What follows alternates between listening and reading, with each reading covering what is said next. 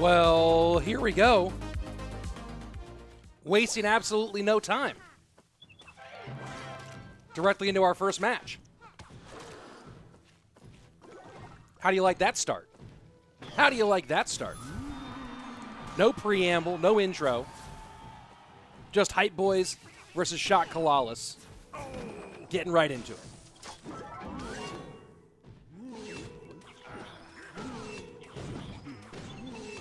Hope you all are ready for a really fun day of Clash Royale. A tremendous day of Clash Royale. About 4 hours. 3 to 4 hours of Clash Royale.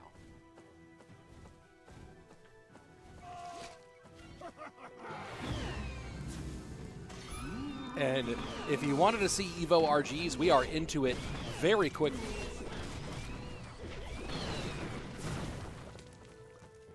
And I am not sure what Sandbox is cooking here. Some sort of bridge spam.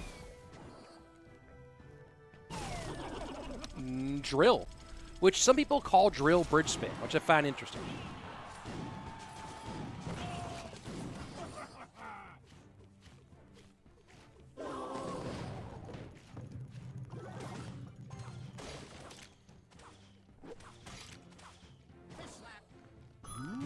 William Copeland saying, good to see some deck variety. Yeah, I'm enjoying a little difference. And Chael asking what time is it here? It's 9 a.m. here, 9 in the morning. So a little different take on drill here from Sandbox, currently 17th. Actually, you -5 on that, so currently 12th on our CRL points rankings. Not to mention, of course, a multiple-time world finalist.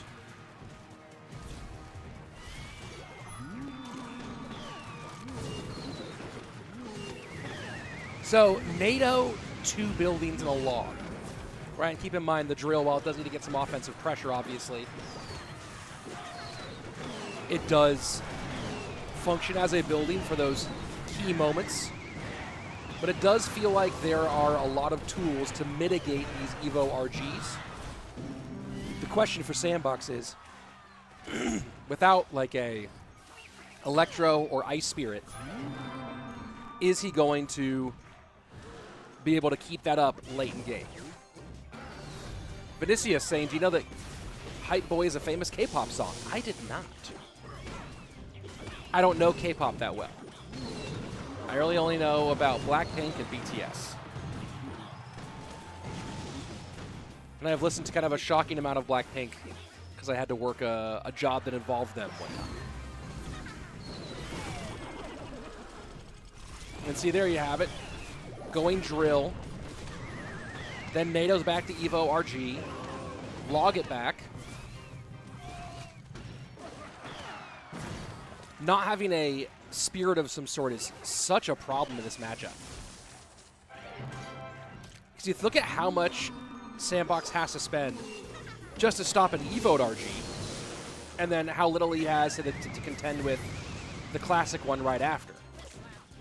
And he is spending so much to still give up shots.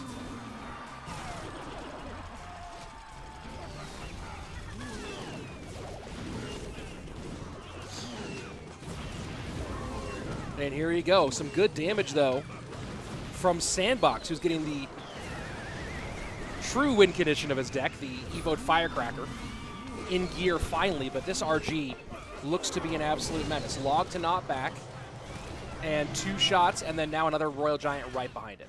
That's got to be it. It'd be crazy if Sandbox somehow is able to survive this.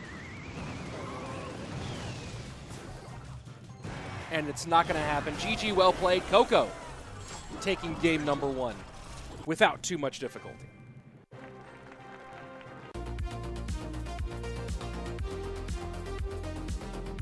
Let's bring the music down to a more appropriate background level. And there you have it. Let me set something up here really quickly that I forgot to set up beforehand. I need to... Let me pop this out. There we go. There we go. And now we are ready. Let's see. My name is Rich Slayton. My name is Rich Slayton, 100%. Your name is? Surmer's in the building. Let's go. Pedro will be number 2 in line for Shot CALALAS. Oscar, what's up? How are you? Where'd the stash go? I wondered. I wondered how long it would take someone to notice. It wasn't on purpose. Yesterday, I was trimming my beard, and I had everything at my normal level for a trim, which is a level 7. And then I put down my trimmer, and I picked it back up and just took it right to my face to do the mustache, and it took this whole chunk out right here. And then I was like, well, I can't have like a chunk of my mustache missing, so I had to take the whole thing down. It'll be back. It'll be back. But it is definitely. I was like, I told Mrs. Slayton, I was like, they're gonna notice it in 2 seconds. She's like, it's not that noticeable. I look like a villain I look like somebody that Denzel Washington kills in a movie. You know what I mean? The Equalizer 3.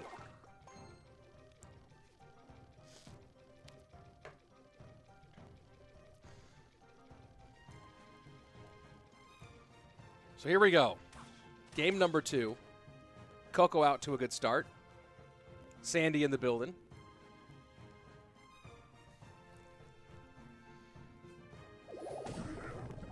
Rich, are you voting on someone's team or not? I'll try to do a poll for the next set.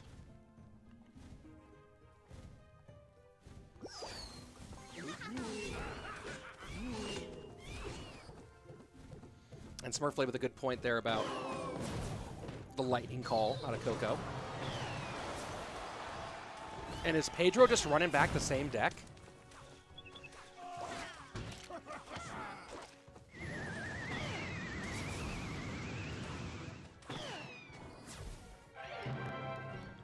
Pedro's just running back the same deck. And same thing with Coco. This is fascinating.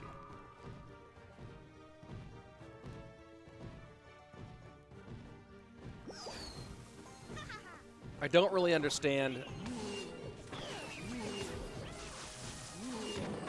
It feels like in a Royal Giant meta, maybe this is great against other Firecracker decks. And that might be what this is that this deck from Pedro that we just saw Pedro and Sandbox both run is good against other Firecracker decks, but bad against Royal Giant.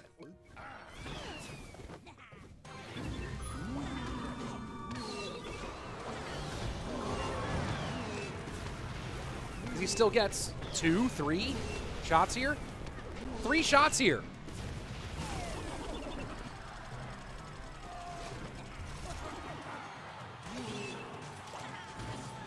Surmer saying, I felt the strength of the Royal Giants is the Fisherman, not so much the RG itself. Yes, in regular RG, but Surmer, we're talking about Evo RG. The strength of the Evo RG is attested to just being giant and powerful and nasty.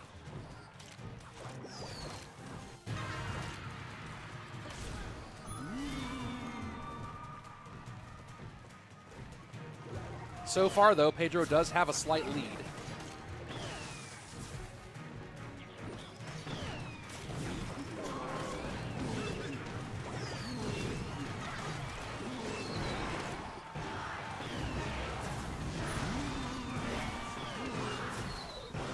I don't know if this deck necessarily needs Wall Breaker Smurf Blade, or if it really needs a Spirit.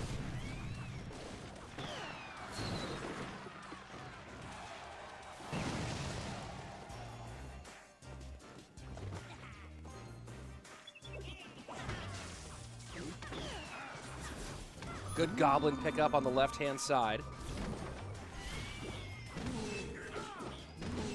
But Coco could just, as long as Coco doesn't fall too far behind, I think he feels pretty good.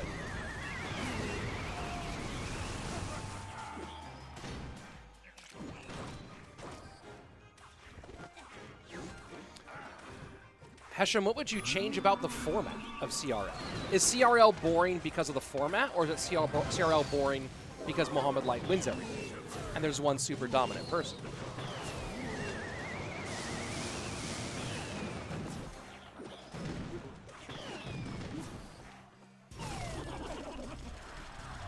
Or is it boring because there's broken cards that get repeated a lot?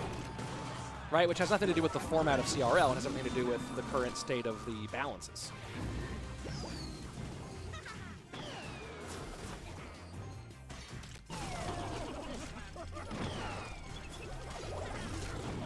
Drill in. Firecracker does stay alive, plus Evo Firecracker. And maybe this is what was supposed to happen last game. Pedro shuts it down. It might be about getting the win before you hit double.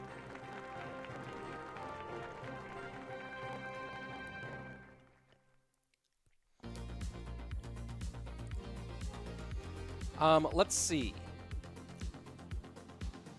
All people asking me about Mohamed Light. Mo, I believe, is playing today. He's in this competition. He didn't play because he did not sign up in time for didn't register in time for the monthly final. And there you go. Let's see. Honestly, on the Swiss bracket, most exciting. There's like 100 big name players all facing off together at the same time. I love the group stage. I think the group stage is really fun. Let's see. Where is Viper? In France, I'm guessing. Let's see. Yeah, Mo's doing. We've been trying to get Mo to do more YouTube videos because he's very successful there. Let's see. Going back, just catching up. Pedro up against. I don't know who's up next for Hype Boys. Evolution limits the meta so much. I mean, so basically, the two complaints are Mo wins everything and the decks get repeated a bunch. Neither of those are format problems, right? Mo winning everything is just Mo's too good, right? And then it's not the format, it's the decks being repeated so much. I think a big problem is, I will say this, I think that it being pre-submitted duels makes the decks more,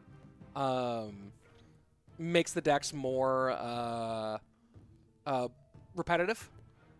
If the decks weren't pre-submitted, if we weren't doing in-game duels, it would be less repetitive because you could take more risks. But there you go. If you remove the Sunglasses Edition to this mustache shave, do you think you could pass a different person? Maybe to Clash Royale viewers. Rich, best player in Clash Royale right now. There's not an opinion. Mohamed Light is the best player in Clash Royale. There isn't an opinion about that. There is fact. Now there might be opinions as to the second best player, but for the best player, there isn't an opinion. There's a fact.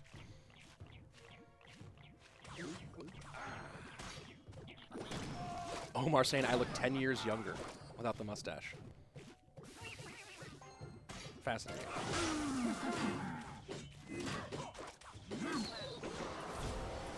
So interesting choice here. Pedro goes copy deck. And Geralt with... I mean, Bomber... Look, it has pieces of a Royal Giant deck. But Bomber Inferno Dragon? E-Giant. I was gonna say E-Giant, but the Fisherman is weird.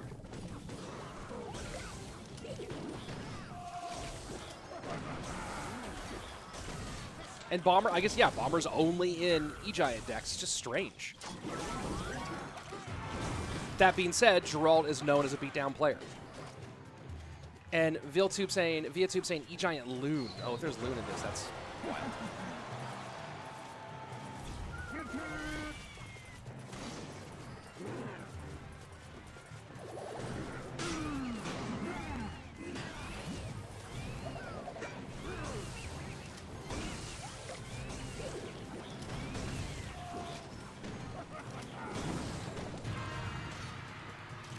Pedro, plenty of tools to shut this down. And he is running a Hunter variation too, so if we end up seeing a Loon here. NATO and Fisherman.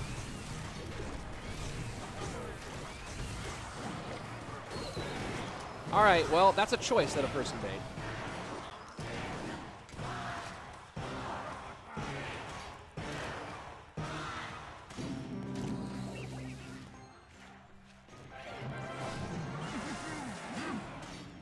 Here we go. You got both the Phoenix and the Hunter has ways to contend with the Loon when it comes in.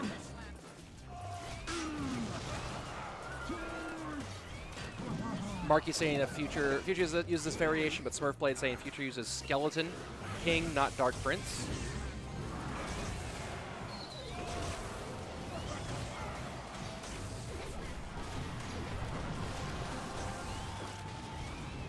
And one more fireball will do it. GG, well played. Pedro, 2 up, 2 down.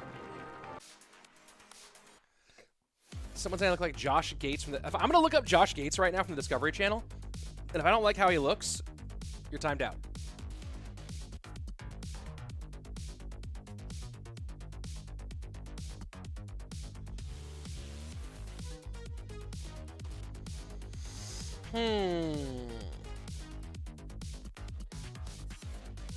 Josh Gates.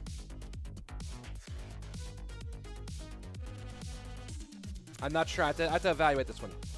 Look at King. Thank you very much. Thank you very much. Jebba's always cooks. I don't know if he's helping today. I don't know what Jebba's is doing. This was an interesting set of choices. Mortar decks don't have counters. Do you agree with me? No, not at all. What are you talking about? Mortar's not even S tier right now. Mortar's like A tier. Let's jump into game number 4. Pedro looking like he might take the sweep here if he can take Hika down.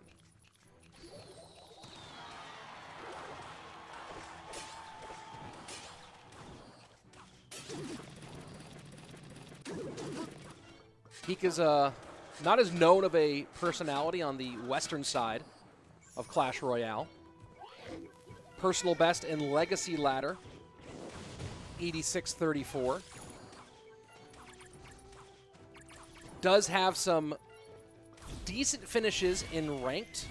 Has a top 20, has a top 17 finish, and a couple in the top 100.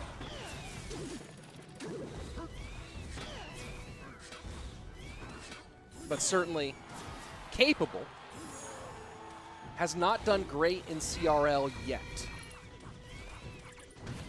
but has played a fair bit in some of the Eastern competitions.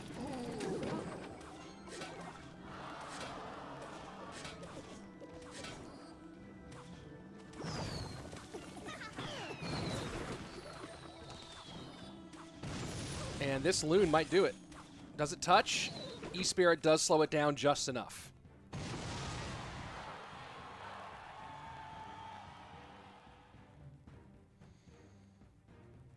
Oh yeah, Mortar Miner Loon deck exists now. We saw some of this deck yesterday. I think it was very mid in its performance.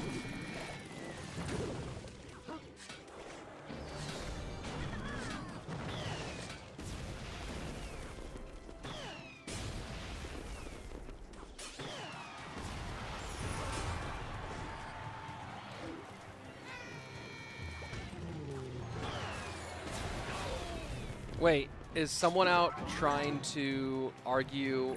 What's the argument here? Rich, do you think Boss... Oh, this is what started this argument off. Do you think Boss is going to compete with the top players like Riley, Morten, Mo, etc.? I wouldn't put Riley as a top player yet. So I think that's some of the argument I'm seeing here. You know, he's definitely has the potential, and I did pick him as a dark horse pick to make it to Worlds on points. But he's almost there. He's not quite there yet. I would not put him in the Morten Mo universe at all. And I don't really know how dedicated Boss is to competitive. I think that Boss has kind of reached his competitive peak and then is no longer really pursuing it. But you'd have to ask him if he's really trying to go for competitive. Nice little arrow snowball combo to clear out the firecracker at the bridge.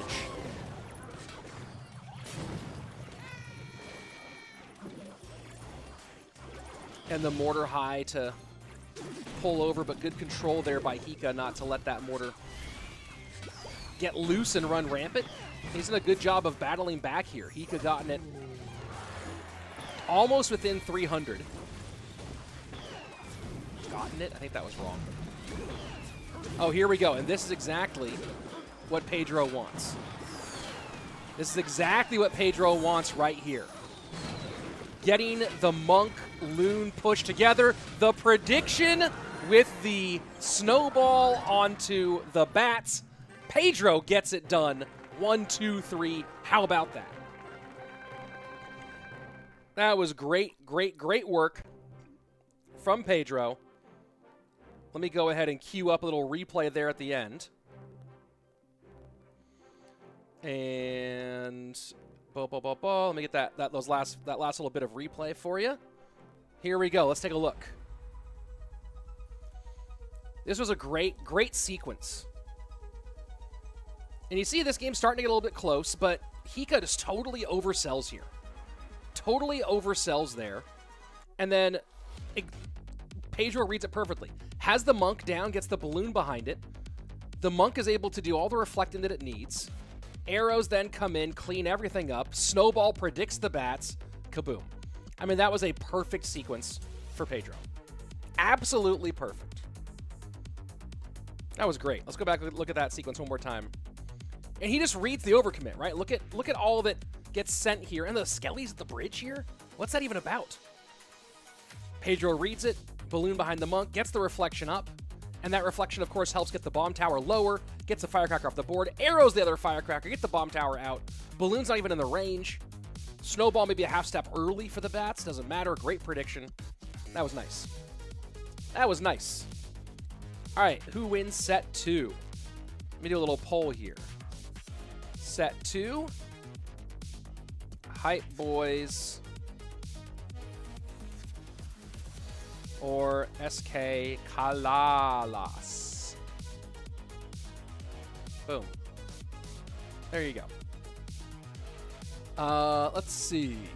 Let me clear that out of the way so I just don't want to. Come on, get out of my face. There we go. Pedro proved himself again. Yep. Let's see.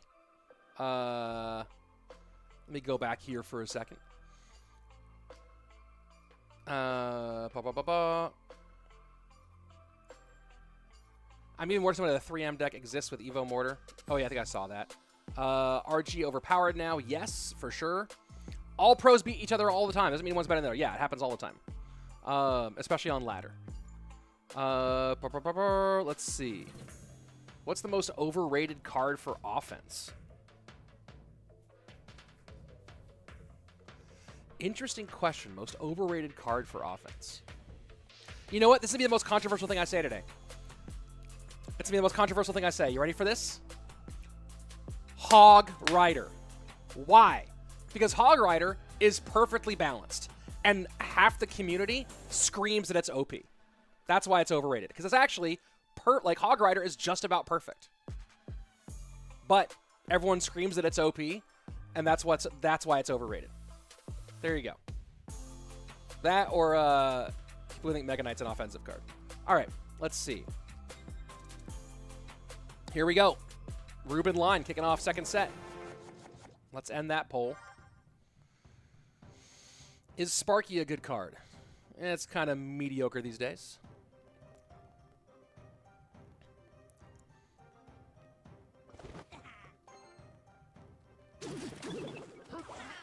And Rich, what sport is your favorite? My favorite sport to play is disc golf. My favorite player in that game is Simon Lizotte. My favorite traditional sport. I don't watch a ton of. I mean, I follow Texas football during the college football season. I watch a little bit of basketball, but not really enough to write home about.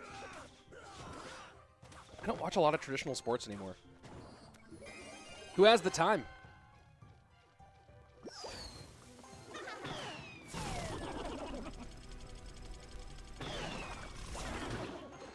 Juan Berrios saying, I'll beat all of them. Dude, then do it. You can win $250,000 if you win World Finals. Go beat them all. That's great. Good idea. Dude, congratulations. I'm so excited for the money you're about to earn.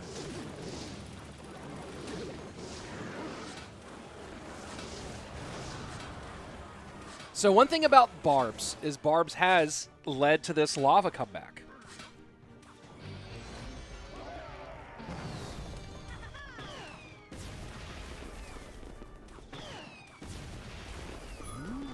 And if Barbs doesn't get nerfed and Firecracker does, what does that do for the strength of Lava?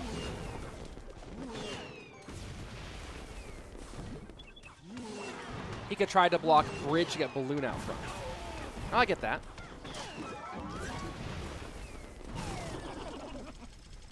And Firecracker gets it done.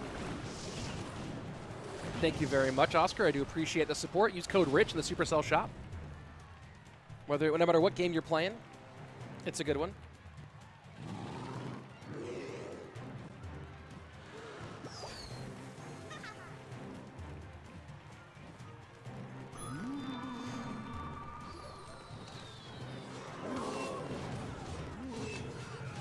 Fireball, definitely nice in this for Ruben. And just sits the Firecracker behind all of that. Fireball's high. Controls these Barbs easily. GG, well played. Greetings to Malaysia for Taeyong.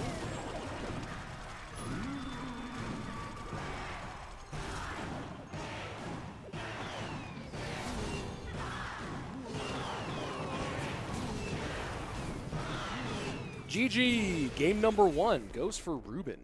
Well done. Did I see Ian top 1 in the Royale tournament? Now he's tied for Mo with 6 top 1 finishes in the Royale tournament. Cool. Good for him. What's the average feet of a hole? Depends on the level of course you're playing on. Like the local course, the course that I play the most, which is about 10 minutes from my house, it's probably like a 280 to 300 average.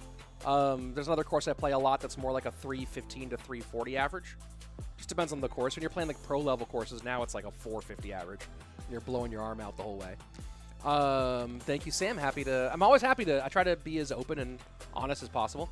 How do I watch this on Clash Royale? Get everyone on your friend link. There you go.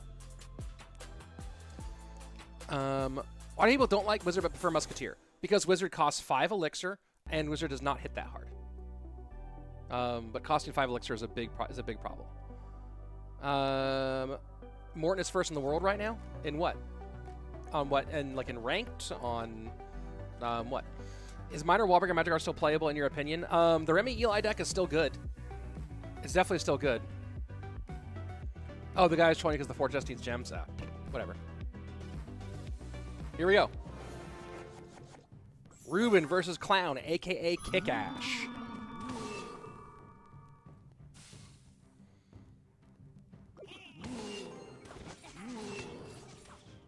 Is this your favorite Supercell game? By far. Far and away.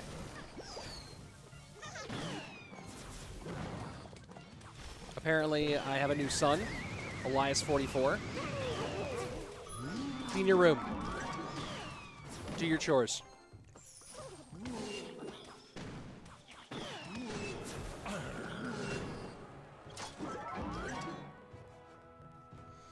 Bossum, I'm new to competitive CR. Where would I go to learn meta decks and just generally learn more about the game? Well, this is any place you're watching competitive Clash Royale at the top level is great, and so my channel, I do a lot of it. The Clash Royale esports channel for CRL competition is great as well. And then, you know, pick a couple of top pros and watch their streams and videos.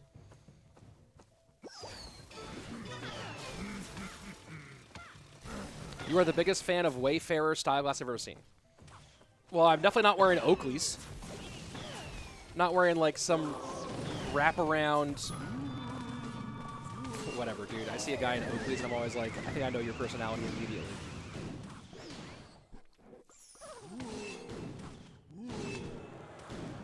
A lot of people asking about sunglasses. We're gonna have some new ones today, folks. We're gonna have some new sunglasses today. Real DB, are you supposed to be casting or are you just talking to chat? A little bit of both. This is on my channel. It's not an official esports broadcast on the Clash Royale. This is not my CRL job. So I talk to chat a bit. I cast a bit. A little bit of both. I'm not supposed to be doing anything.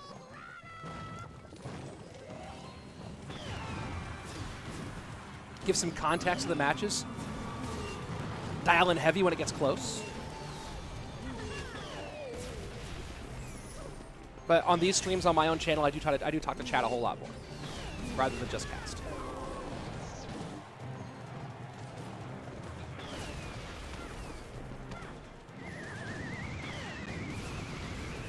I'm a little surprised that Ruben's even got as much as he has so far. I still don't get how to watch this on Clash Royale. You can't unless you have these players on your friend link or you're in the clan. You're not going to be in the clan, so you better get them on your friend link. The only way to watch it is right here. It's kind of the point.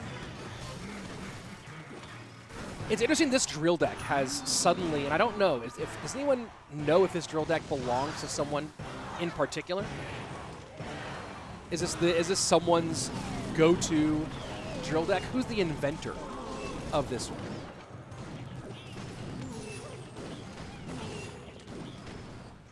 We need our Clash Royale encyclopedia Smurfblade to weigh in. Because I had never seen this drill deck, and then suddenly I've cast like 4 days in a row. Is that right? This is my 4th day in a row of casting Clash Royale competitively, and had not seen this deck until today in competitive. Mahdi saying he's seen this deck a bunch on Top Ladder.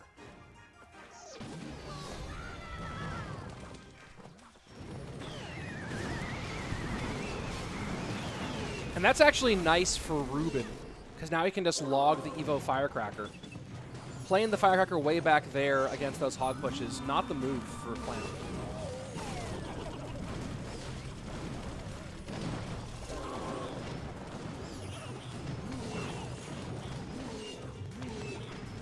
I still think Clown wins this, but kind of funky choices here.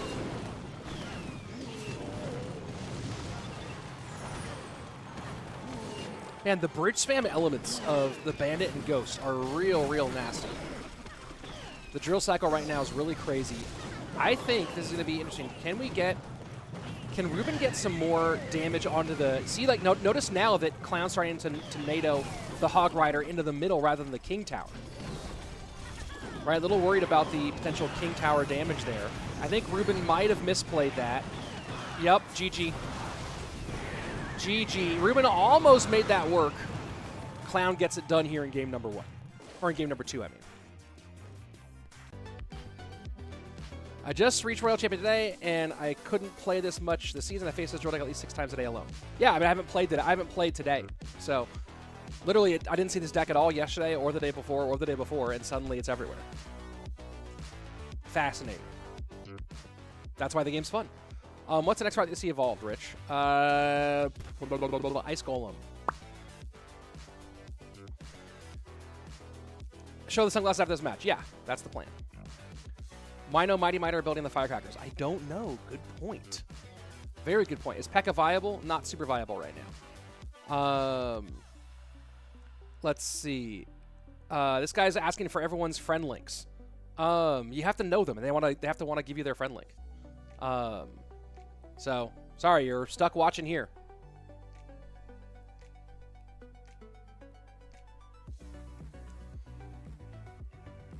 This deck counters RG and Hog and makes sense. Yeah, I feel you. This deck was popular before with the Bomber and NATO. I feel that. Did I see the work in progress balance changes? Yes. It's interesting. I've seen like such a variety of feedback on them. Pros are like, it's not enough to Firecracker. Firecracker's still OP. Casuals are like, why would you even get Evo Firecracker now? It's the funniest. This game is so funny. People are hilarious.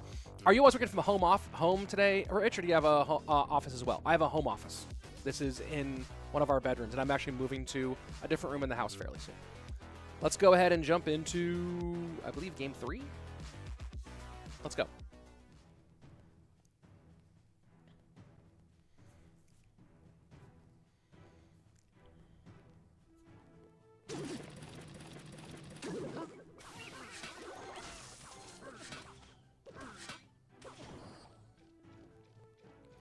Hitesh saying Riley posted that drill deck first on his account. I'm gonna have to try it. Rich, why do you have so many sunglasses out of 2 or 3? Why does anyone have lots of anything? Thy mustache is gone. It was an accident. It was an accident. It'll grow back.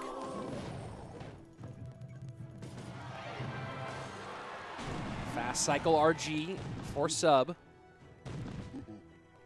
Which Mortar Miner deck is this? I guess it's the Loon deck. Is there a good deck with Sparky? I don't know. I've seen some people running Sparky E-Barbs. I mean, Sparky Barbs.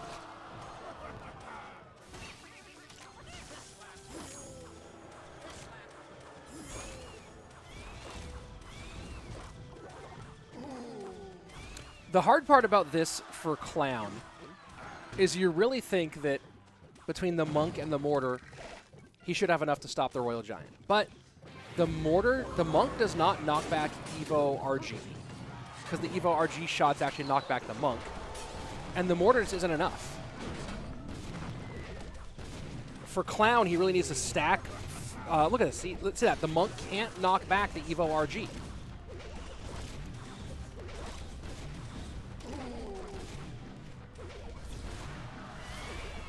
That's just insane. That's just literally insane. That's an insane thing that just happened. That's an insane thing that just happened.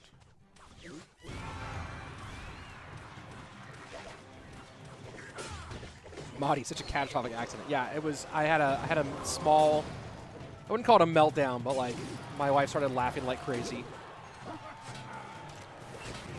She like couldn't stop laughing.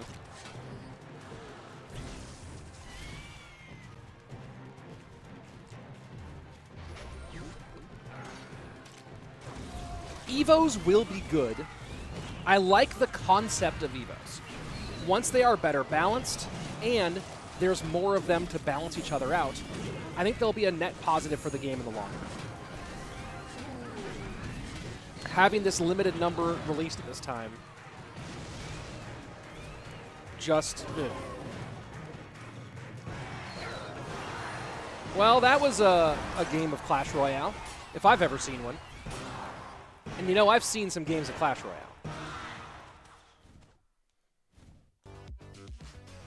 Tornado saying Mighty Miner ability in the Firecrackers. What does that even mean? What do you mean, Tornado? Have you not, do you know what a Mighty Miner is? Do you know what the Mighty Miner ability is? Do you know what a Firecracker is? You put them all together.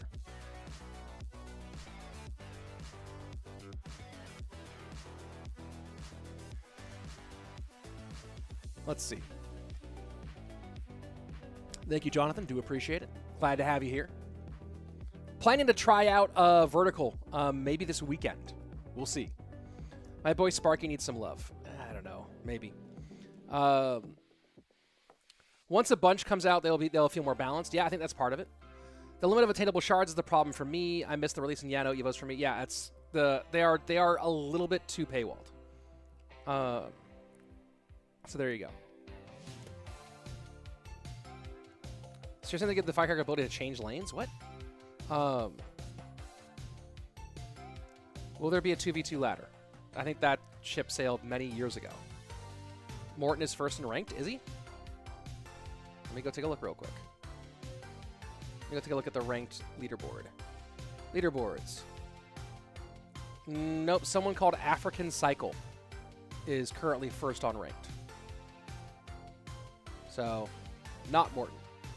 Morten is currently first on the CRL points leaderboards, not counting golden ticket holders, right? So Morten is currently first on that.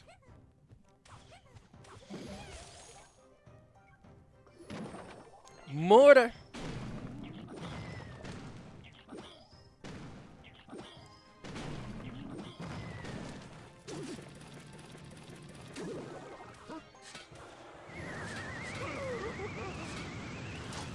Josh Arsenal, what's your issue? I'm not going to put your comment on screen, but what's got you all twisted?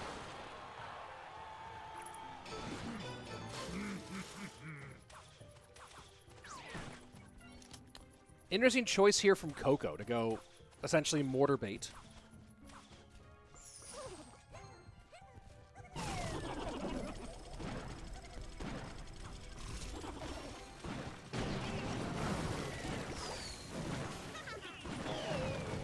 Tornado straight trolling here.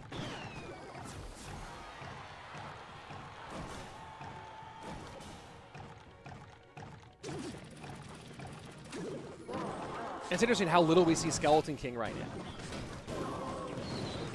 Again, I'm really encouraging there to be deck restrictions in this competition. Unfortunately, not the case for the moment. And so that's why we're seeing mostly Mighty Miner, and then a whole bunch of Firecracker and RG.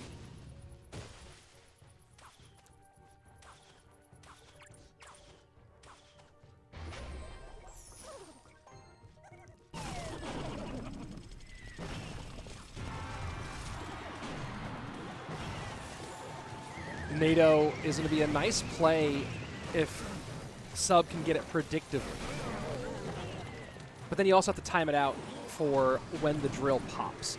This is an interesting choice here for Coco because the Skeleton King does counter the drill nicely, but he does have to figure out how to contend with Firecracker at the same time, right? You can't just throw Skeleton King, and you see there Coco trying to take control of the Firecracker high while dealing with the drill low. And that's going to be some nasty damage in from the Evo'd Firecracker. King Tower activation, but at this point, your Princess Tower is already down under 1,500 HP.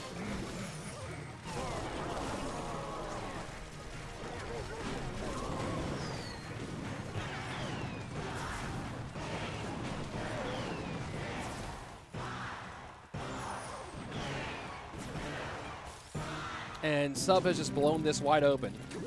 It's going to be a very difficult recovery here, if there's any opportunity for Coco to do so.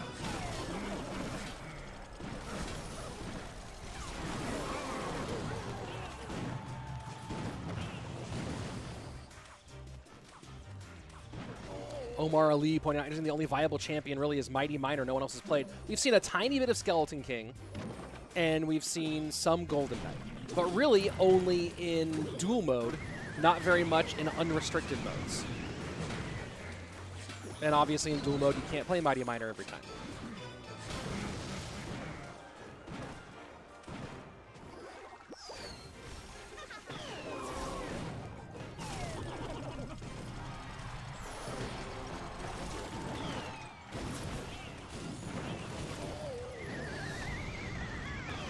And that's going to be just in time. GG, well played. Sub gets it done. Easy does it for xopxsam here in game number 1. Well played. Let me answer some questions while we're here. There's a bit of Monk. That's right. There is a bit of Monk. Good point. Let's see. Who do I think is going to win CRL this year? We'll have to wait till we get there. But, you know, Mo's the biggest opportunity. Rich, are you planning to watch Barbie or Oppenheimer? Yeah, I'll probably watch both of them. It's actually funny. I used to, like, sometimes hang out with Greta Gerwig, the director of Barbie, when I was a kid. Her family was best friends with, like, my best friend's family. And so I'd go and hang out there on the weekends, and they'd often come over for dinner when she was, like, we just both grew up in Sacramento. So, yeah, like, through, like, junior high and high school, like, I had, like, hung out with Greta Gerwig on occasion. And then I didn't think of her for years, and the next thing I knew, she was in a Woody Allen movie, and then she was a massive director.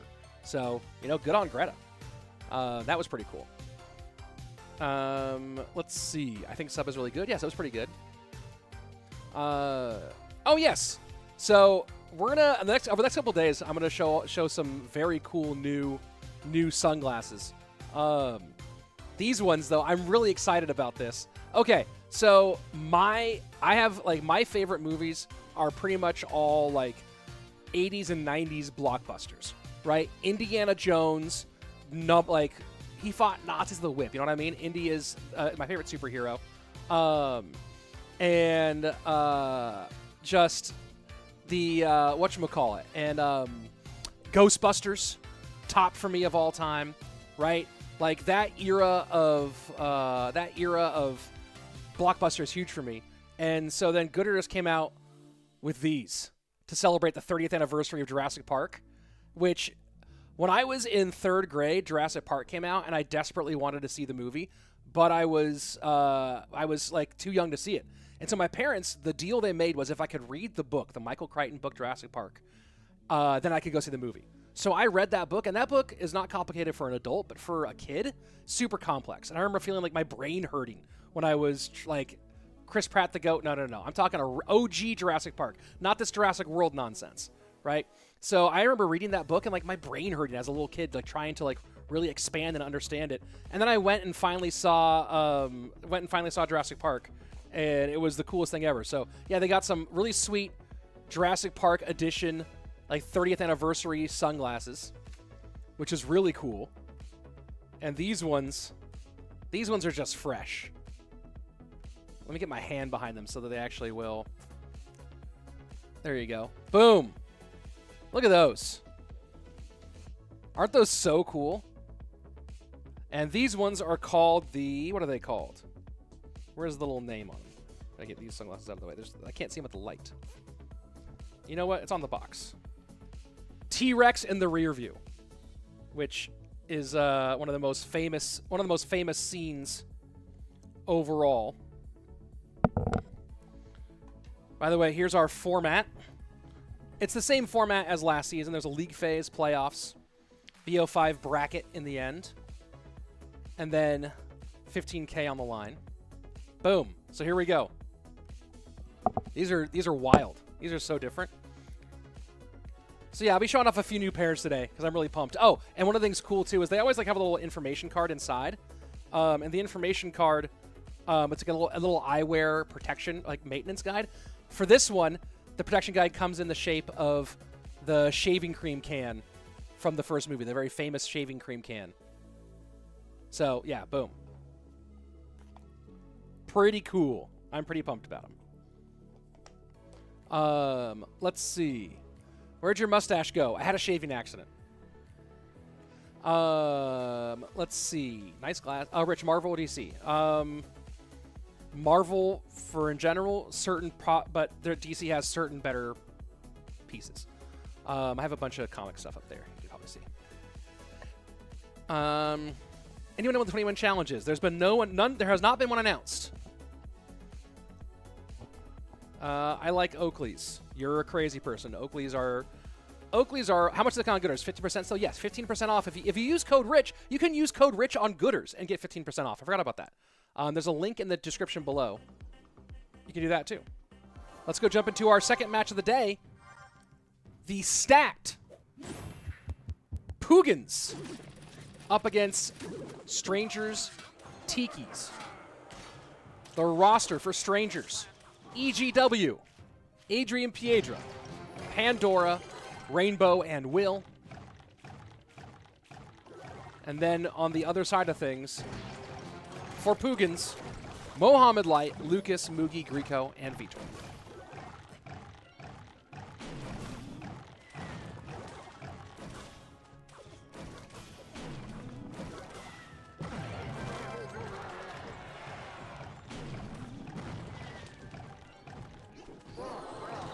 I bet Greta's even more excited to have known the D from years here.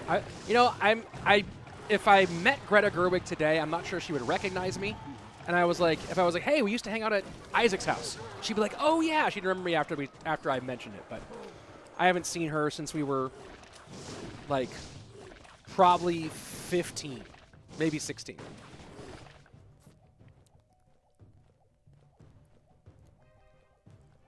But she made a movie.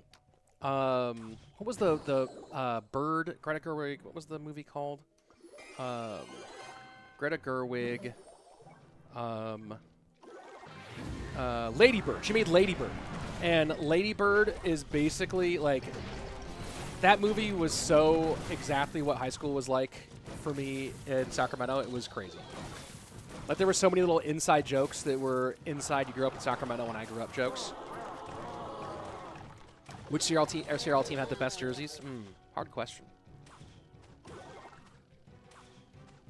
The Team Liquid Marvel ones were pretty fire, have to admit. SK's had some good ones. So EGW back with a look that kind of like we just saw.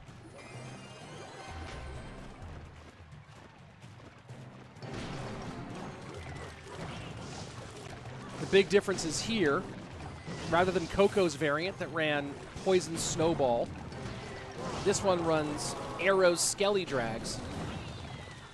Archers instead of the Musketeer minion horde instead of the bats.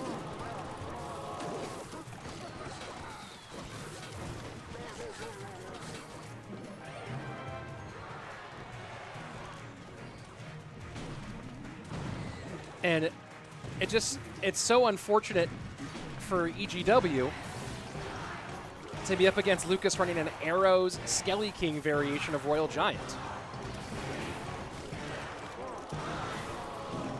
Did Jebus cook this?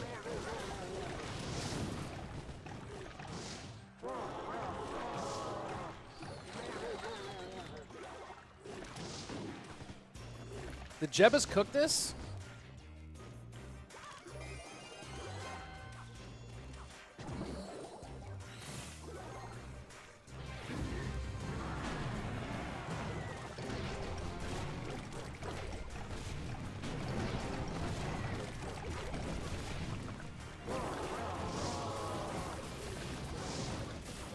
This RG just getting shots. Arrows clear out so much. Arrows plus Fireball. I just don't see EGW getting anything done here.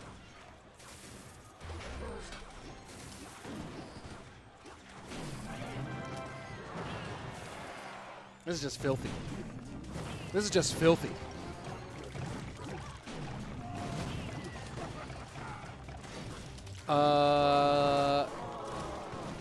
Hello, Technology Plus Kid. How are you? I don't know who that is, but I'm hoping that, yeah. Hi, how are you? Oh, RG's is going wild. There's not much that can be done here. This is just one of those matchups where EGW just has to shake his head.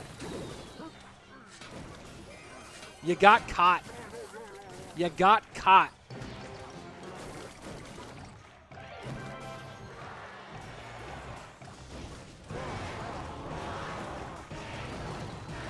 GG, well played. You got done. Got done dirty.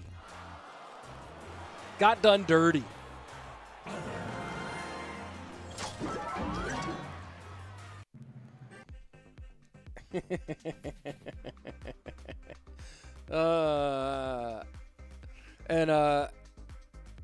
Yeah, there's some chat. He got sniped real hard.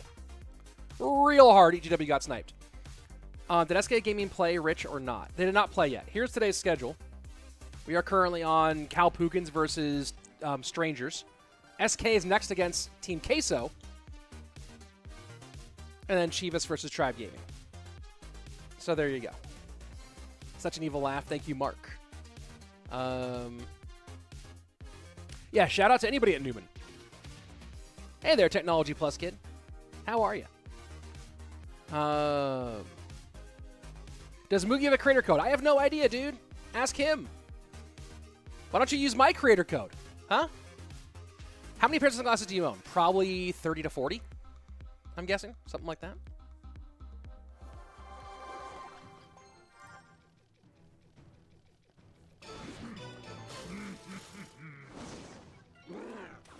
Rich, thoughts on no Evos on CRL? That was a troll done by CRL Intel. It's not true, and I think it'd be a bad idea to have a thing that's in the middle of the game not be actually in CRL.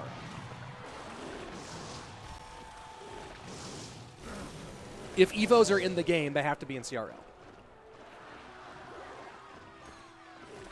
But yeah, that was a troll.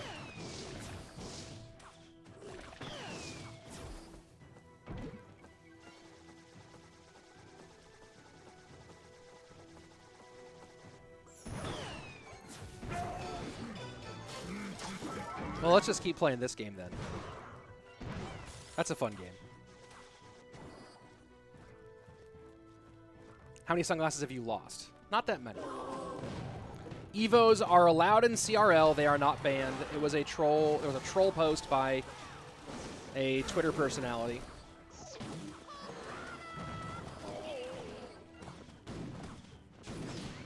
Interesting to run both goblins and barbs in this deck. And a smart call here, right? Gives you a little bit more to deal with against the hog.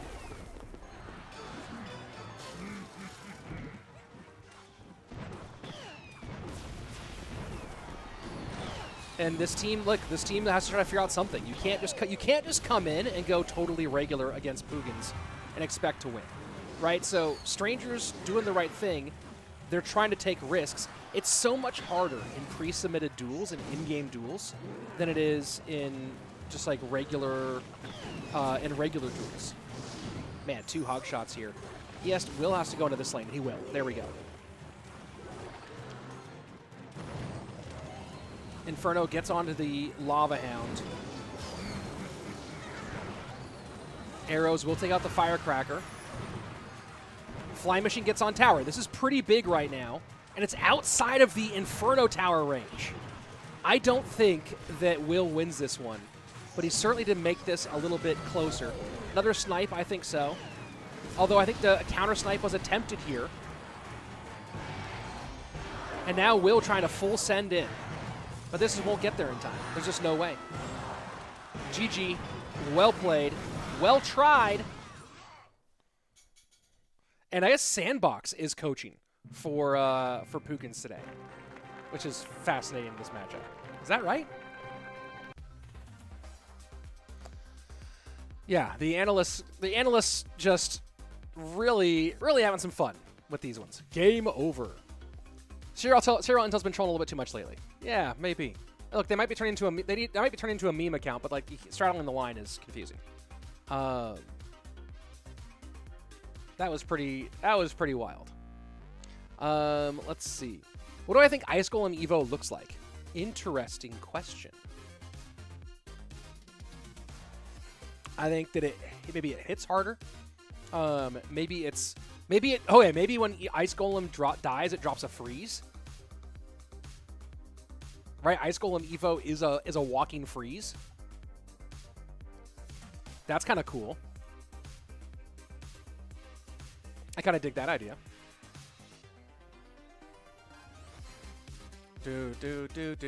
Let's see. What do you think about this match? It's fun. What are those you're wearing? These are the first of many that we're going to see of special edition. Oh, we got to go to the game. I'll show you afterwards. 30th anniversary Jurassic Park sunglasses.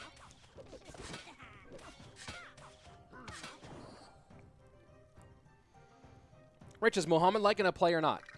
If the rest of his team loses enough to let him play, he's on the lineups. But they got to lose a bit, you know what I mean?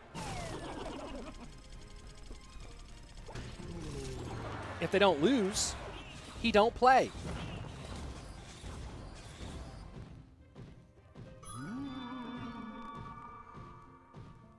It's one of the challenges of having such a stacked team. You know what I mean? Big challenges.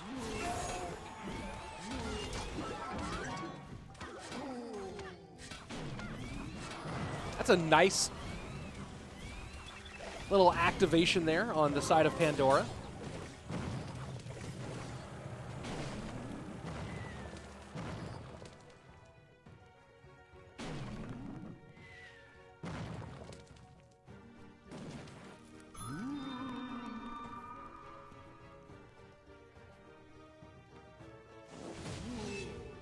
Imagine a big radius freeze lasts till Ice Golem dies. Maybe that's too much. Someone asked me what my top... I saw someone earlier asked, what are my top 3 Supercell games? Supercell only has, like, what, 5 games? Isn't that like asking what your top 25 NBA teams are?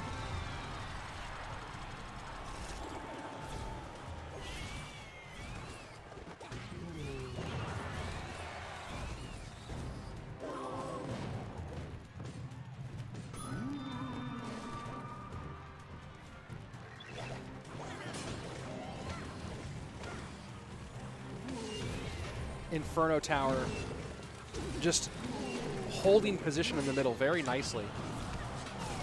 Oh, what a miner from Pandora to protect the mortar. Didn't work all the way. But Pandora's on one. I mean, from Lucas, Sorry, from Lucas, not from Pandora. What a miner from Lucas. Lucas is on one today. Lucas is really, really going for it.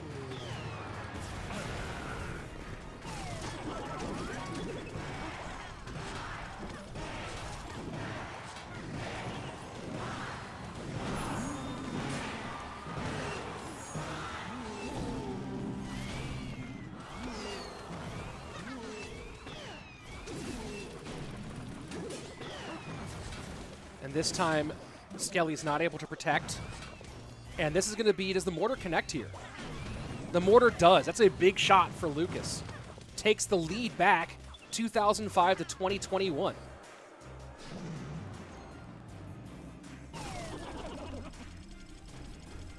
And the balloon strategy here from Lucas is interesting because he knows how much he's forcing out to that right-hand lane when really the left-hand lane is where he's getting the work done.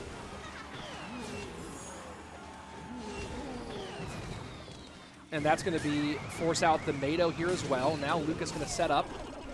Fights this up to the left-hand lane. Have to play some defense first. Pandora's going to get some good damage here. And does take the lead back 18-16 to 2005.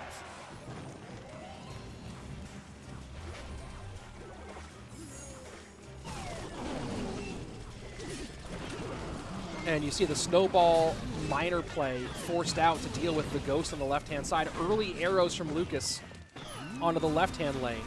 And just like that, Pandora's starting to run away with this one. 40 seconds left. Damage lead in both lanes now for the Strangers player. He would love to avoid the sweep.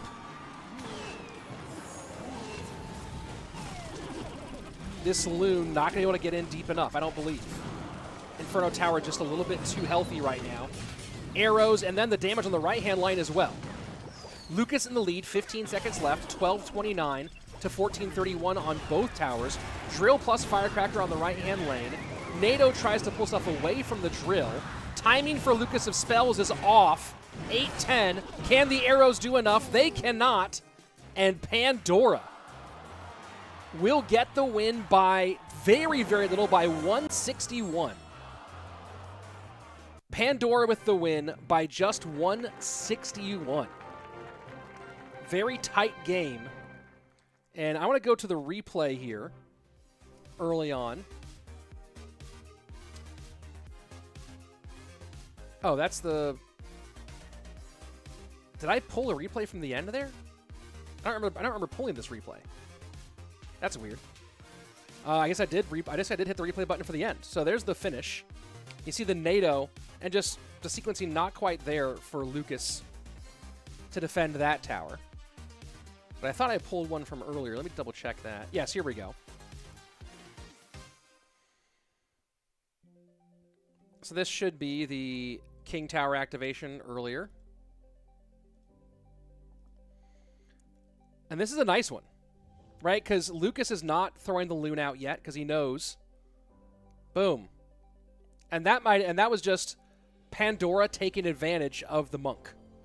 And you think about that, right? Think about the damage that was prevented by having the King Tower activated, right? And then now you see Lucas losing by 161, right? So getting that King Tower activation in there very early for for Pandora ends up really being huge for the overall flow of the game. Really nice stuff. Let's go ahead and jump into game number 2, Vitor versus Pandora. Pandora is 6-0 at the moment. Very good point here.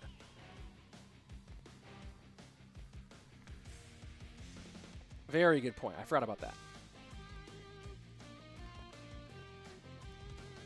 And I do want to say, I've mentioned this a bunch, and I am pretty happy about it right now in general.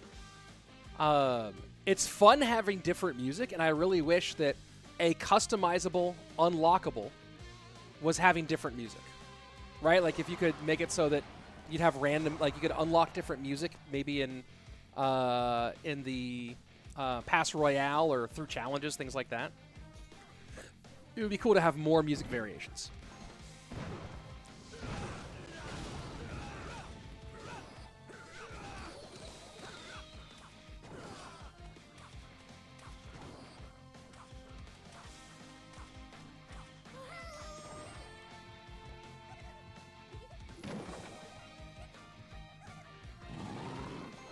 Vitor lavas up.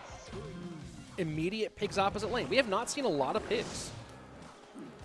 But honestly, with Evo Barbs being in the meta, piggies are not a bad call.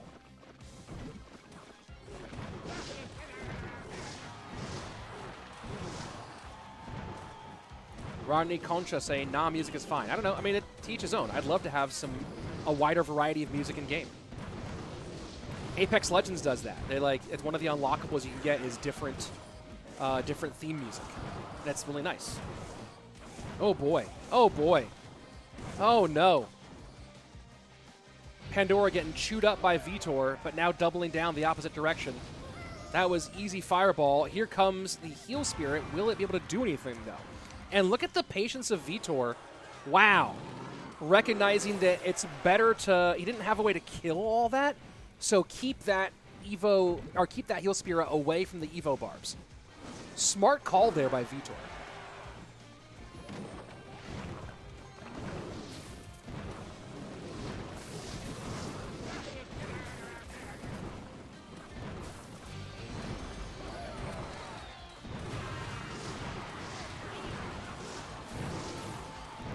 Lava in deep. Pandora trying to figure out the best target for the spells. Does do a good job cleaning up the bridge fight.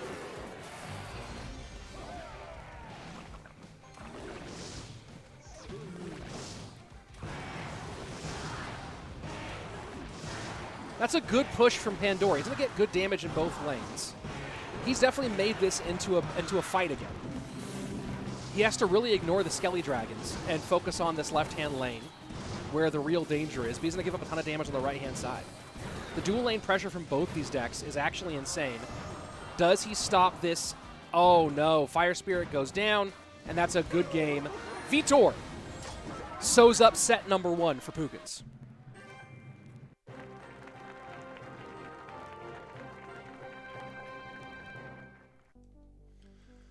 I'll sure, about to go 1100 damage. What do you mean smart call? You mean on the right-hand side?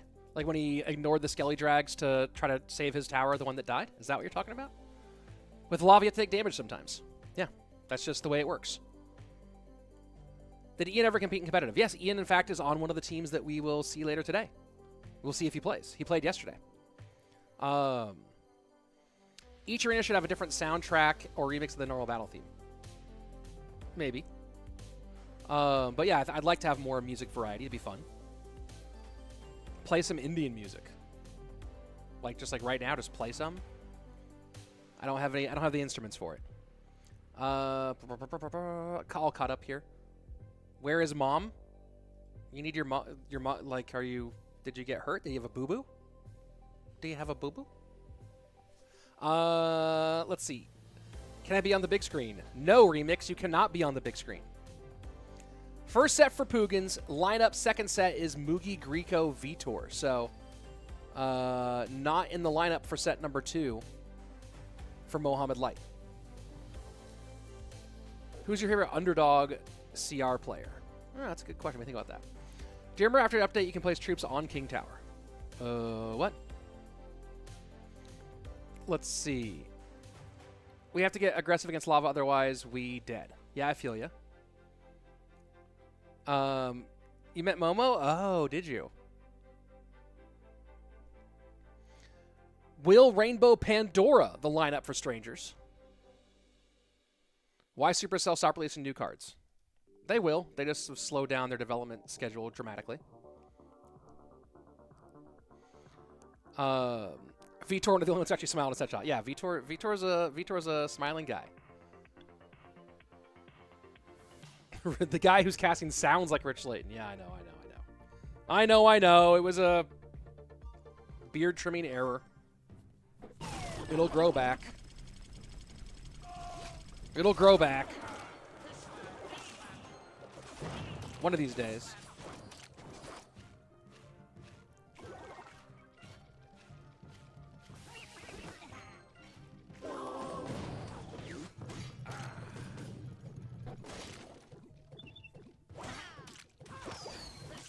Do I know any Indian pros? The last Indian pro I saw, I remember being in CRL, was Prashant in CRL 2018.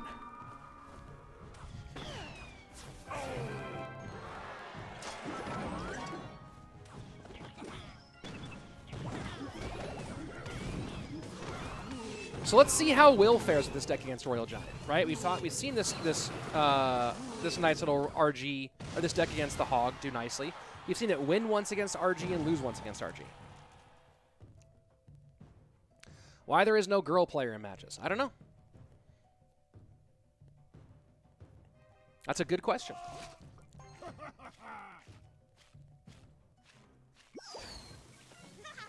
Ashwin Ram saying cheesecake is Indian. But he's not. Is he from India, or is he of Indian descent and lives somewhere else?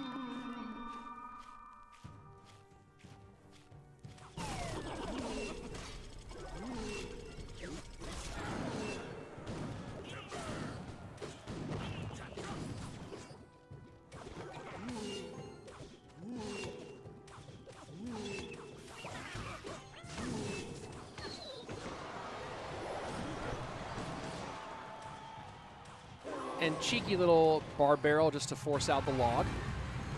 And Mugi sets up RG in the back. Best from India is probably 8-Bit Smoke. Yeah, I haven't seen 8-Bit Smoke in anything in a long time either.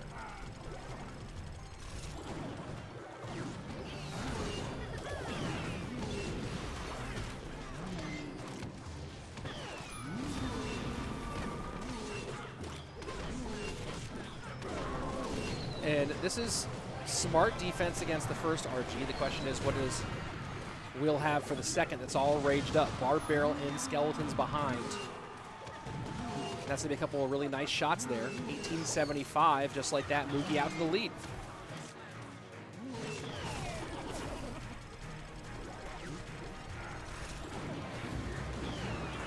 And what a fascinating RG. I would almost say, I mean, I guess that wouldn't matter because he wouldn't shoot after the building popped. But fascinating play there from Mugi to use the Evo RG to pop the drill early.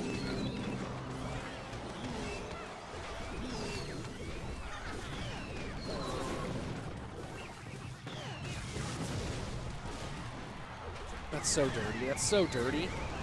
And doesn't even get the King Tower activation. The failed Kinger. Oh, no. The failed King Tower activation.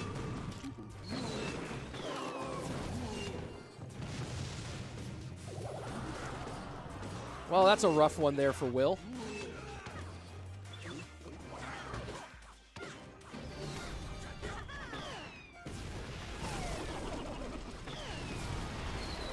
Oh, and you see a little cheeky play there, trying to get the Lumberjack to drop the potion. The rage on the tower. Doesn't matter. 207's the mark. And Fireball that only has 198 to beat. GG, well played.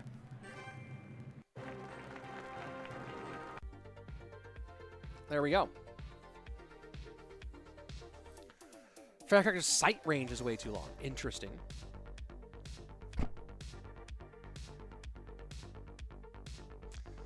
It'll grow back.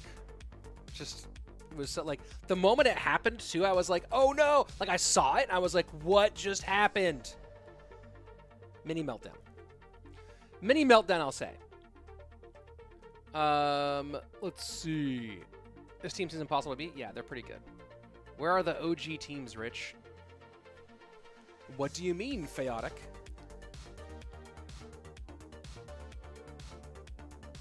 Oh yeah, I said before. What's the name of these ones? These are called the T-Rex in the Rear View as part of the Jurassic Park 30th Anniversary Editions. So cool.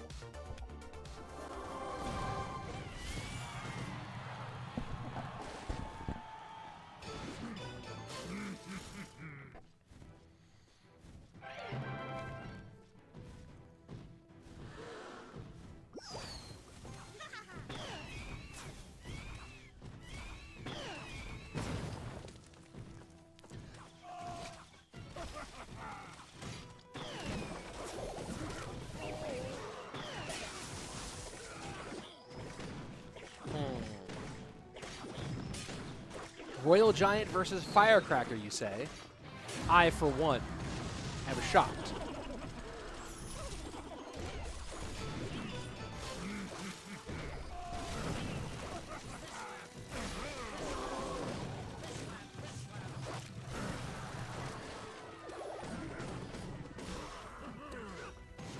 Rainbow is pretty good at Clash Royale. And kind of underrated, I think. You know, people can talk about his performance being fluky when he got top 6 in the bracket, which puts him currently, I think he's 7th. I think he's right on the bubble in our CRL overall rankings. But you have to keep in mind, he made the round robin in month 2. He got 3rd in his group in round robin in month 2, got 2nd in his group in round robin in month 3, and then won his group in round 4. So clearly consistency has been there for Rainbow. And now he goes into the final 2 months of CRL, and the question is, can he defend that top 7 position and stay in the hunt for World Finals? Would be a big win for him if he's able to. And he's up against a person who's already secured World Finals here in Mugi.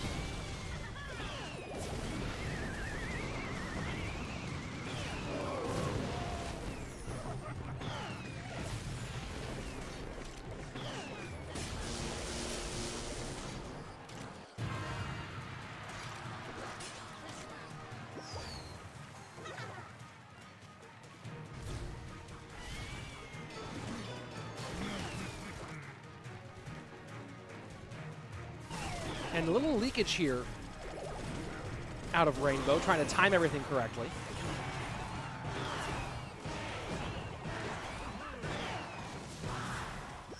And Mugi just chipping away at this.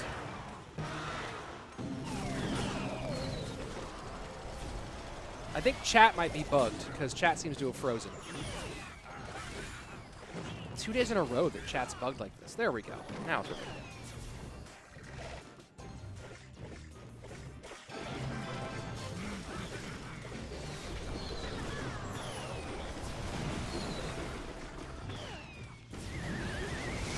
That's a decent lightning, but the RG not going to get any shots here.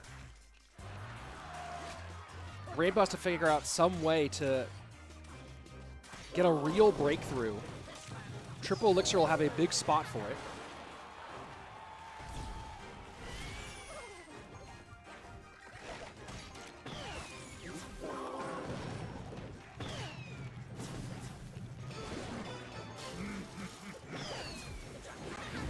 This is a good Evo.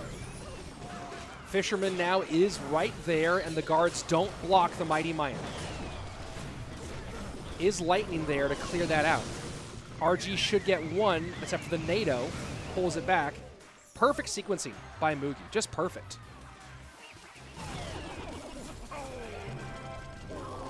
And now you see Rainbow. Ooh, Rainbow sets up as the lane switch happens.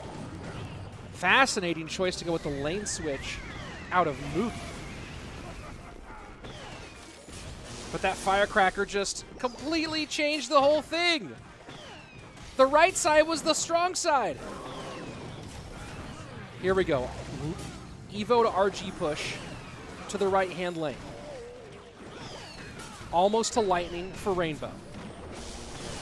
But misses as the second bomb tower comes in high. And that's going to be it. Mugi, clean performance here. Lightning, oh! Lightning guts in, but does not quite steal it. Rainbow trying to make it interesting, but just enough damage gets in at the end for Mugi to hold on to the win. 2 up, 2 down for the 2021 CRL champion. Man. Mugi. Mugi, Mugi, Mugi, Mugi, Mugi, Mugi, Mugi, to quote a friend of mine. Here we go.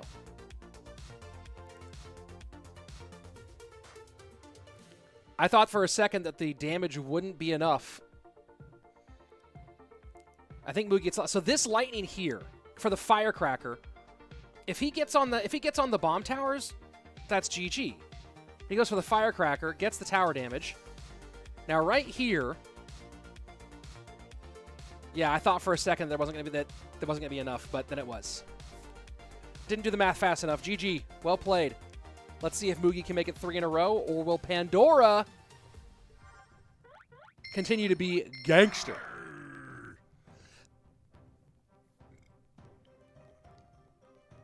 Smurf with a good point here. You can always say that Mugi's gameplay is clean. Very true.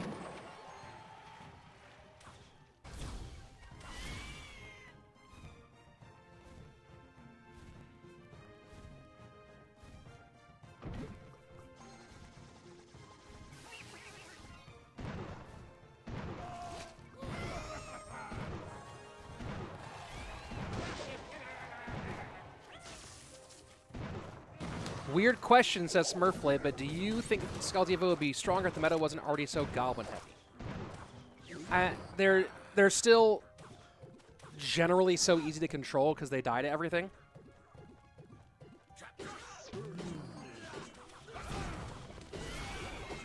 Rich, when will you stream on Kick as well? I don't think so. Rich, is getting boring to the exact same decks over again. I agree. I really wish there were some more deck restrictions, but there aren't, unfortunately.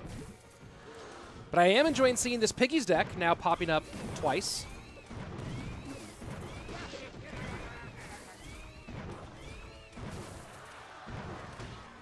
I'm pretty sure MK Prince is Luminary's deck, isn't it? MK Prince Wallbreakers, am I wrong?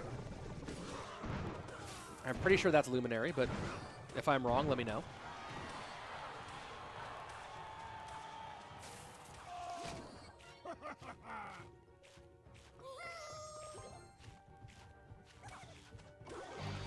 Ankur Sharma saying, I never really understood the King of the Hill thing. Rich, help. Each team puts out 3 players, and they have those players play in order 1, 2, 3, and each player only gets 1 life. And if you lose, you go sit down. If you win, you remain on the hill. You remain King of the Hill. Oh, Luminary is the Mortar Horde deck. That's right. Whose deck is the weird MK Wallbreakers deck? The MK Prince deck. I thought Luminary also invented that, but maybe it's somebody else.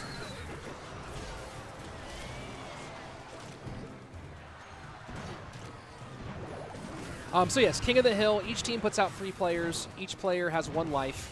The first 2 players play. Whoever wins stays on. Whoever loses goes and sits down. And your goal is to eliminate the 3 players from the other team. Oh, it was EGW's deck. That's right. That's right. That's right. That's right. That's right.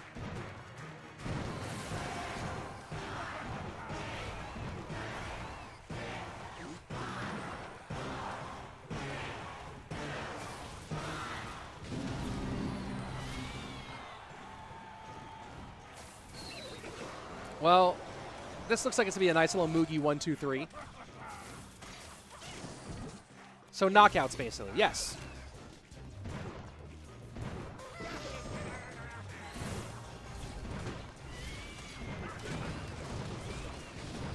Good fireball value here. Evo Barb's just going to shred this Royal Giant. Wow. That Royal Giant did no things. And Pandora's undefeated streak comes to an end. I guess it already came to an end, didn't it? Came to an end last set. Either way. Mugi. Clean 3-0. Very nicely. Very nicely done. Maybe we'll get a look at the standing. Oh, here we are. We do get a look at the standings. Here we go. Boom. No surprises here, PUIGINSS. 2 matches played. 2 matches won. Strangers now sits in the middle. Hype Boys 0-2. Hype Boys currently bageled. Currently bageled. Let's see. Any tips on how to count Elixir? Yes. Use numbers. Or you just use a second device. There you go. Put a second device up and spectate yourself. That seems to be the way everyone does it now, right? Where's Team Liquid? I don't know. At their headquarters. Even with Fireball would have been free for Pandora. Good point. Morten is 7th in this tournament. Well, it's SK Gaming has played 1 match and lost 1 match. Let's see. What do you think about Evo Snowball? Once an evolution does bigger damage. Blah blah blah. Oh, maybe. All right. So hey, I think I might like show 1 or 2 more pairs today. But here's a pair that I got like a whole big care package from Gooder. But this is a pair that I'm actually really excited about. I'm super pumped. The Jurassic Park ones are so cool. Like, I nerd out on these. These ones I'm actually like, excited about for a different reason. These ones, the normal Gooder boxes look like this. This is the normal Gooder box here, right? This one's got kind of some stuff on it. But this is the normal Gooder box, right? You see them they're on my shelf a whole bunch in the background. This is one of the special edition boxes, right? They do these. I have them from Marvel too. But this one is really cool. This one's different. You can see it's like this like weird, just like kind of cardboardy. And the name of the sunglasses is these. Where's the name? Come on. These shades are trash. And the box even says here, no slip, no bounce, all Polaroids, all trash. I'm really excited about these ones because these are made completely from recycled materials, which is really, really cool. These ones I dig. These are made completely from recycled materials, which obviously, if you can make that work, that's tremendous. So I'm super excited about these ones overall. In fact, like I do have, there's another company that is this the, yeah. I also, you guys know that I'm into disc golf as well, and here we go, boom, the recycled ones. You guys know I'm also into disc golf, like hardcore. There's a company that I also, trash is a funny word here, Trash Panda for disc golf, that I picked up. They're doing completely recycled disc golf discs. And they released their first disc not long ago. So this is their first, this is like, you can see it looks like a lot less fancy than most of the ones that I have here, than most of my discs. It's called the Inner Core, the Trash Panda Inner Core. So I might do a round of disc golf and record it of just playing, like everything that I do is just recycled materials. The sunglasses I'll wear during the round, the discs I throw, I might do like a fully recycled round of disc golf, which would be super fun. But I'm really excited that they're doing the recycled stuff. Next up for our matches, going to be SK Gaming against Team Queso.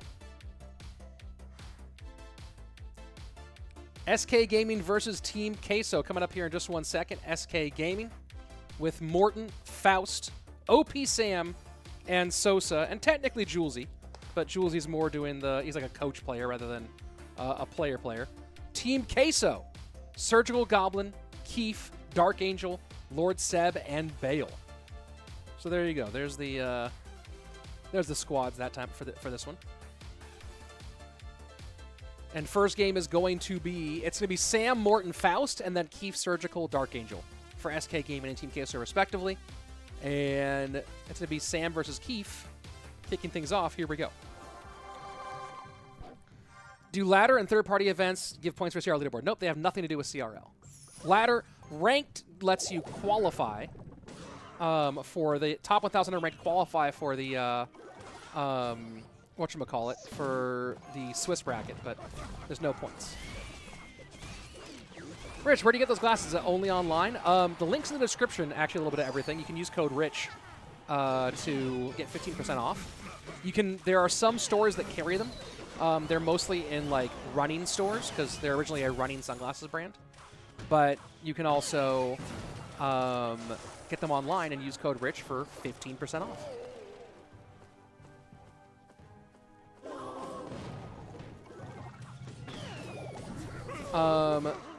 Ladder in 2021, ladder gave you points to qualify for Worlds.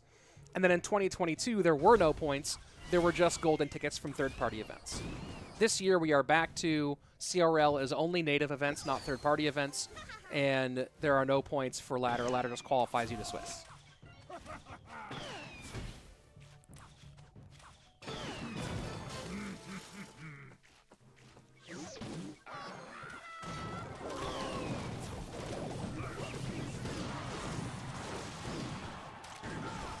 That's a lot of hog damage on that push. Wow. The Mighty Miner plus log to do a ton of knockback and general room making. But Keef went pretty much down to 0. What's he going to be able to do here? He's going to take at least 4 from the RG. Maybe he takes 5? Plus Lumber Shred. That was a lot. Little overcommitment from Keef, and you see xopxsam taking advantage.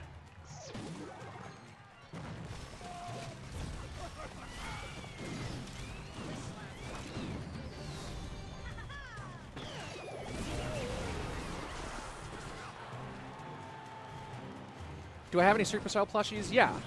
Mostly give them to my kid. I think I might have one on the shelf back there, though.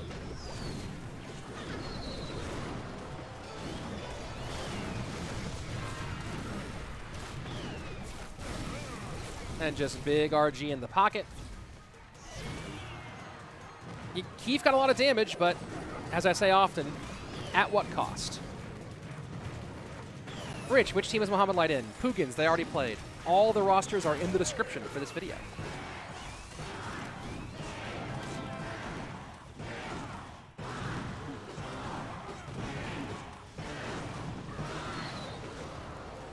Easy GG here for xopxsam.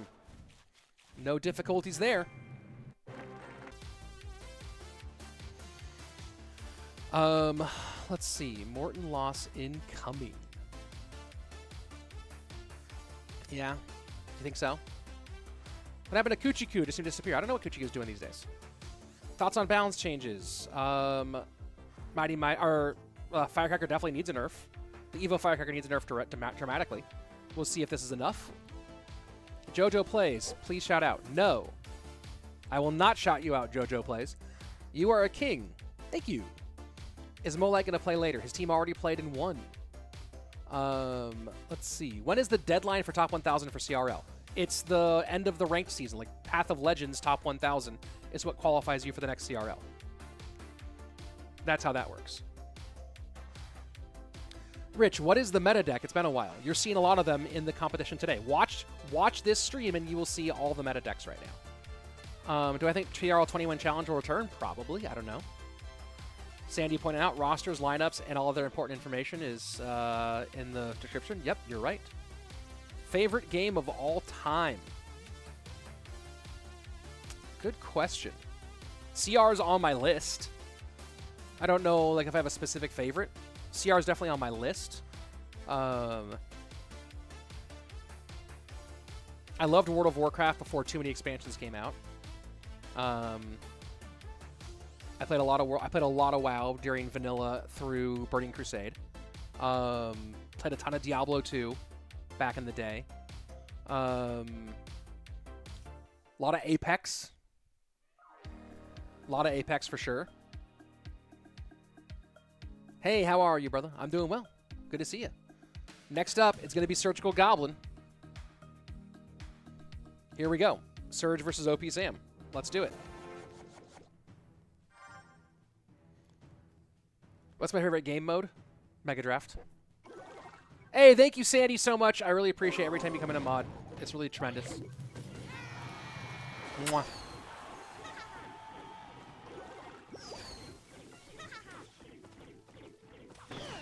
Did you play COD back in the day? Yeah, I played a lot. I played a lot of Call of Duty back in the day.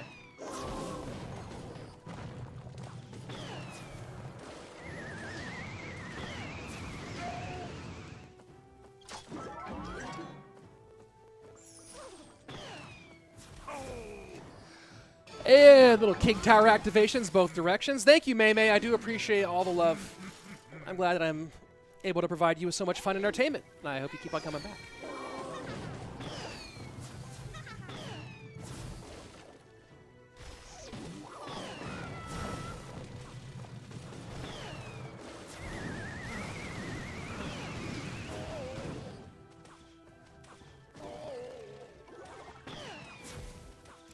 Got a feeling this one goes for Sam. Maybe. Just the NATO feels like it's just going to shut down. Feels like it's much easier for Sam to shut down hogs than it is for Surge to shut down miners, but the EQ is such an equalizer in this case. Are you good at CR yourself as a commentator? I mean, I'm medium at Clash Royale. But I've been a professional broadcaster for, what, 13 years now?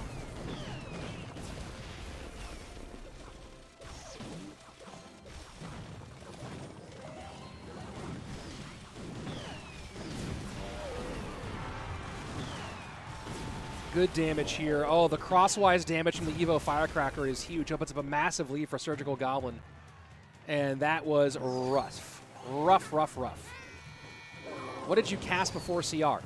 Mixed martial arts. I worked for a number of MMA organizations in the Los Angeles area, primarily for one called the U of MMA. That's how I got my start in broadcasting.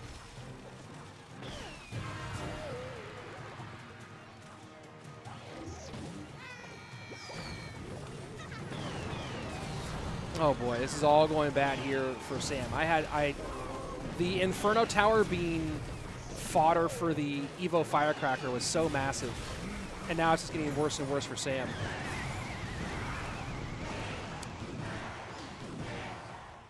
Did I ever cast any current UFC fighters? Yes, I commentated the first 4 amateur fights for UFC light heavyweight title contender Dominic the Devastator Reyes.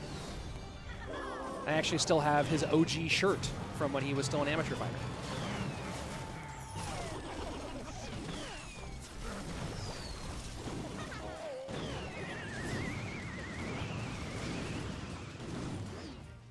And there's just no way, it seems, for Sam to get on tower. I guess I had it wrong.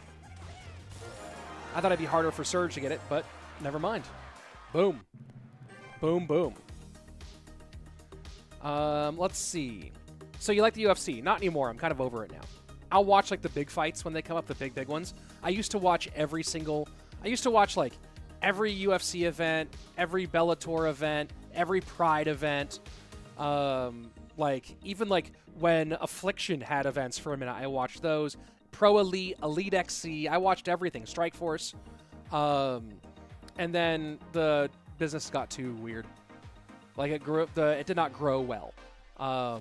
And yeah, the UFC is just kind of unwatchable now. I watch when there's big fights. Like I'll watch Jones Miocic. I'll watch. I've heard Ronda's making a comeback, which is fascinating. But I don't follow it the way I used to.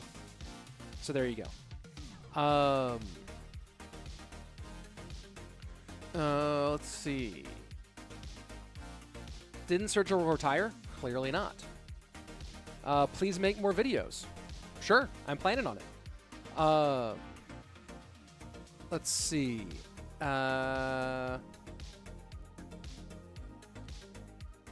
Is Mo Team play today? They already played. Here we go.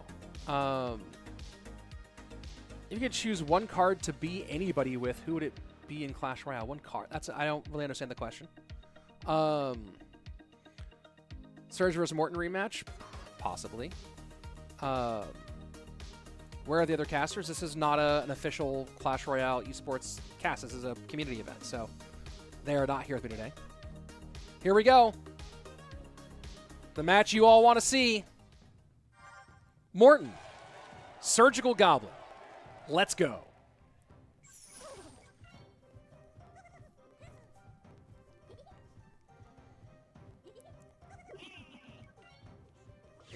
And Morten just a little opening pressure.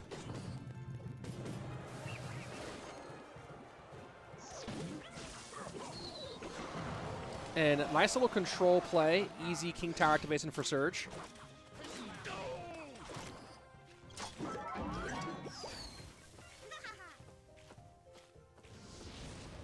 And that's great for Surgical Goblin going with the Fireball variation rather than a Lightning variation.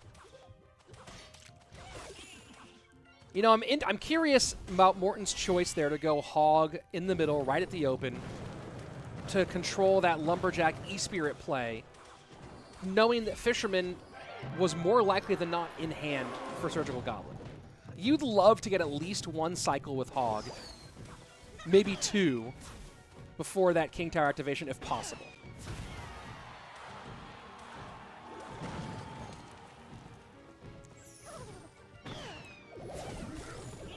The E-Spirit is going to be the Ice Spirit going to be huge for Morten in this one.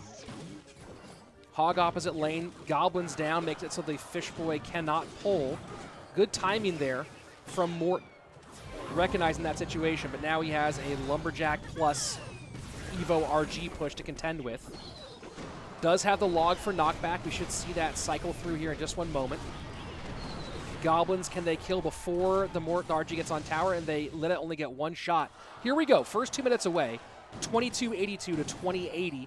Goblins go coast to coast, and despite the King Tower activation, get a little bit more damage, 1840 on the bottom right-hand side. Morten able to, again, hold off to just one shot from that Evo RG was big, but the longer this game goes, the harder that's going to be.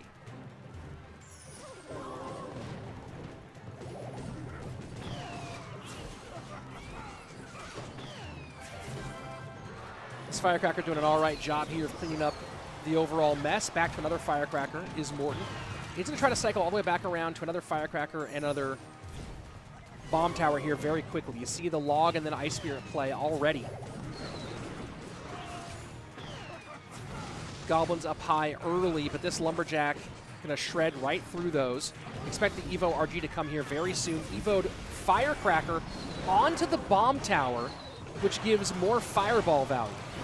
Evo'd RG behind all of that. The NATO pulls the Royal Giant in right onto the Bomb Tower, but that was not, I believe, I think Morten was trying to get stuff off of his tower rather than pull the Evo RG, and that was just a really unfortunate sequence there for Morten. Lumberjack will get through this man, everything's on there, through the Firecracker, onto the tower. Morten's trying, but it's a futile effort against this Royal Giant deck. GG, well played. Surgical Goblin, thumbs up as well. And there you have it. That NATO was just rough, right? He was trying to pull stuff off the tower, and the RG dropped at the exact same time and got pulled in. There you have it. Let me go back here and check out some Surgical Goblin. Might get a sweep here, which would be very good for him. Let's go back and take a look at some of the chat stuff here. Who's your favorite fighter? Anderson Silva. Let's see. You watch Volk. I just don't care about the sport anymore, to be honest. I used to be all in it. I used to work in that business. Don't really care anymore. I'll watch a couple people here and there. Slayton Jr. and CRL be fire. I hope not. I hope that he doesn't. I hope that my son doesn't really play mobile games very much and just goes outside and touches grass a whole lot more. Why are they using Evos? I heard they're not using the league. No, there's no rule about that. There was someone trolled and made a fake post pretending to be CRL esports and posted there were no Evos. That's not the case. Do you like any other sport? Yeah, I like a lot of sports. Let's see. Who cares about MMA fights in 2023? Yeah, it kind of feels like a very 2010s, 20-teens thing. You know what I mean? Rich, how many people would be if a pro played Lumberloon? Pros do play Lumberloon. Let's see. Please tell what your favorite card is. Ice Gold. Unlucky NATO. I feel you on that one. Surgical Goblin have a solid comeback. Yeah. Looking like a model with the new style. Oh, really? Oh, do I? Oh, Faust just joined. Faust has to jump into this game. Faust was not in clan. And now Faust has to jump into this game with Surgical Goblin. That's crazy. Who's your favorite F1 racer? I don't watch F1. Is it the micro plays to separate top ladder from mid ladder? Micro, and then also understanding matchups. Like how you actually, the macro. How do you actually play matchups? I have answered this question 3 times, JoJo Plays. Why are Evos not added in challenges? I have no idea. Do you think Evos are good to the game? Yes, in theory. They need to be balanced and there needs to be more of them.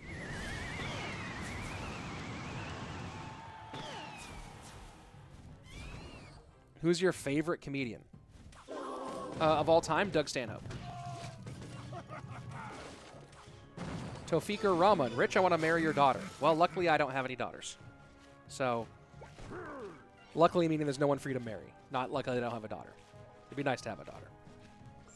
But I'm not marrying my daughter to some my hypothetical fictional daughter to some random guy on my Clash Royale chats.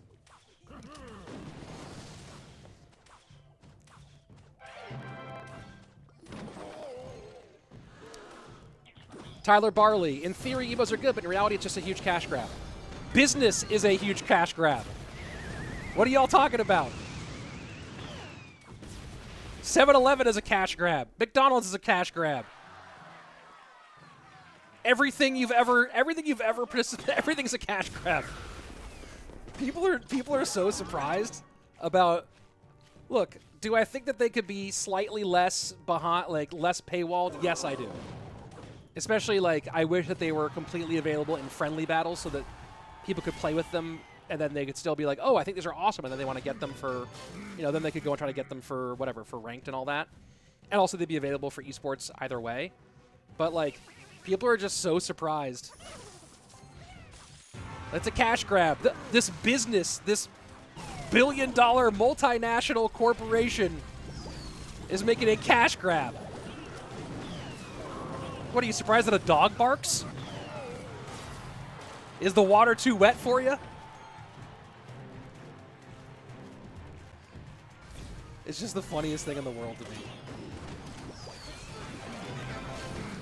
Here we go. 2 RGs on the left-hand side.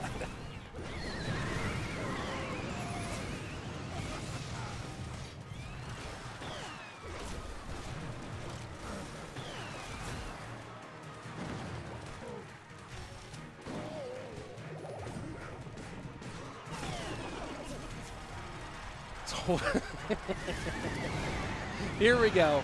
Surgical Goblin. I think that he might be about to run through this whole thing, although Faust could double down here. Does he get this Firecracker off the board? He does. But no, he doesn't have the elixir to go for it. Evo's the RG in the back. And that is a completely shut down drill push.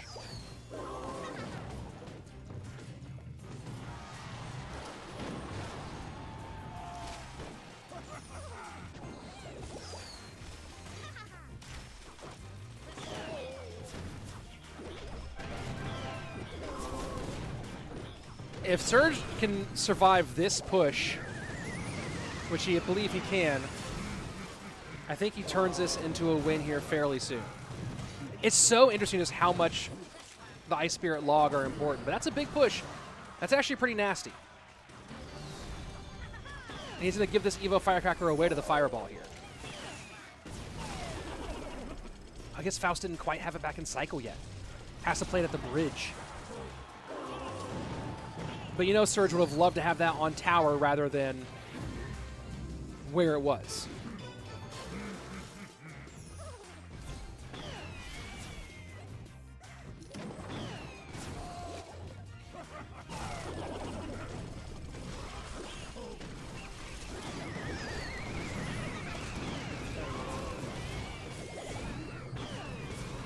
.667, 9:13, 27 seconds left. This Evo RG is getting ruined before it gets anywhere near a tower. Does it hold off enough for the classic RG to get through? Phoenix gets stopped. Log to not back. 642, 706. Evo RG in. Can Surge NATO this back and turn it towards it? He can. And he can. GG. Well played. Surgical Goblin with the 1-2-3 sweep. NATO's the Evo RG back, gets the pop, wins by 118 HP. That's what's up. Nice stuff, Surge, who's currently 15th on the CRL leaderboards, who really has a good shot at making Worlds. Hey, May, I'm glad that my videos help you in Clash Royale. Let's see, what kind of anger happened when I said that businesses make money? Is the proposed nerf to FC enough? I don't know. We'll see. We'll see. A lot of people say that it should die to Firecracker. I'm not 100% sure. We'll see if it'll be enough or not. Is my boy Andrew here yet? He's not going to be on any of these casts. He'll be on CRL. Rich, how much to marry your daughter? $1 billion. $1 billion. I'll have a daughter and you can marry her for $1 billion. How about that? I have a price. $1 billion. Sometimes when they try to bounce cards, they kill them. Do you agree? Yeah. Rich, can I be your daughter? Sure. I like Dark Hero because of that. I like Bill Burr. Sluggish Crow, try Doug Stanhope then. If you like Bill Burr, try Doug Stanhope, who's definitely darker and I think more interesting. I like Bill Burr a lot. Bill Burr's up there for me for sure, but Stanhope's the guy. SK's lineup for set number 2, Faust, Sosaa, Morten. Igor or Airsurfer? In what way? What's the question?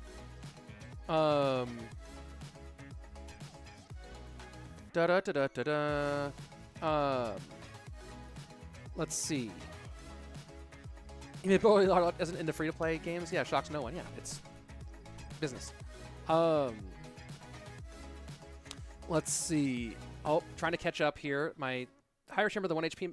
Do I remember the 1 HP match between Morten and Surgical Goblin? Did you commentate that match?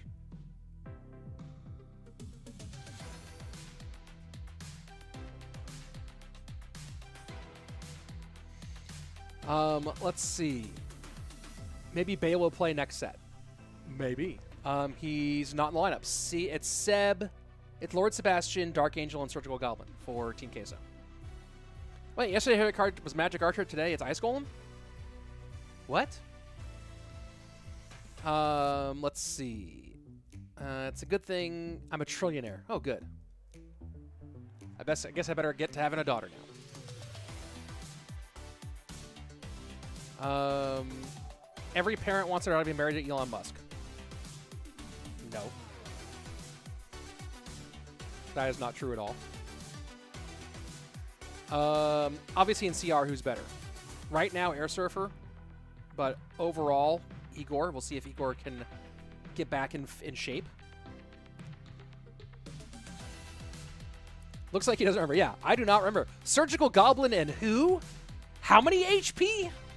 Where was this?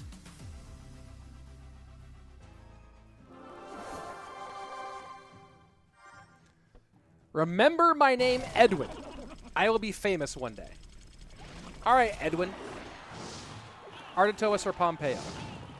Right now, Arden by a lot.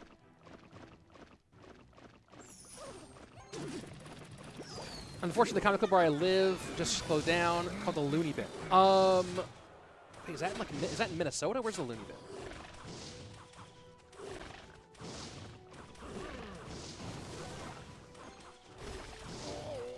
Or is that Oklahoma City?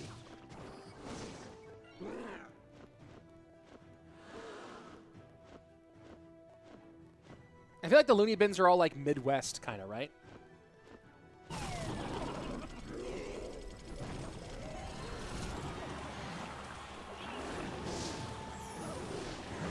What do I think of Evo's out of CRL? That was fake. That was a troll. That was not real. And it would be a bad idea anyway. Chat's really weird today. Yeah, bro, chat's always weird. Some days are just slightly weirder than others. But chat is weird.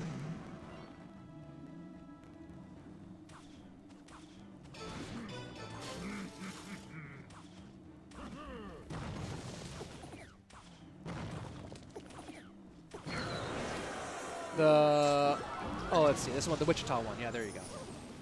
Sorry, folks. Give me 1 sec here to take a look at something.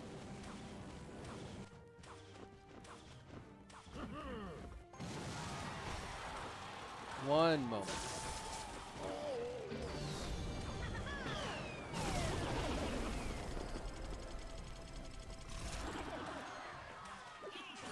Gotta handle something real quick. And once it's handled, we will be all good.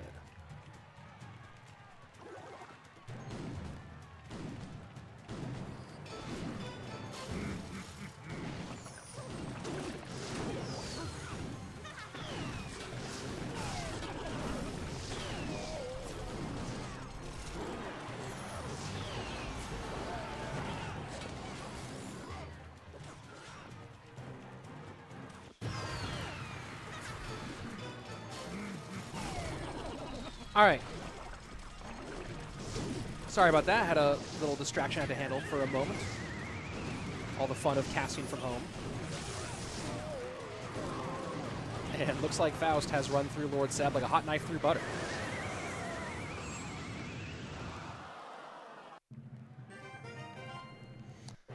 That was fun. Mighty Miner ability on the loom was bad. Reduced the time for the loom hit. Yeah, it happens. There are some rough ones. Is that gonna work or is that gonna glitch? Hopefully that works. Okay. Next up, DarkAngel for Team Queso. Looks like all that Faust needs to do to win is to actually be here on time. Who do you think's gonna win? Faust. Would you ever have Surge on stream? Of course I'd have Surge on stream. Why wouldn't I? Do I like baseball? I used to like it a lot more. I was a pretty avid A's fan for many years. I don't really watch very much now, but Shohei Ohtani is really cool.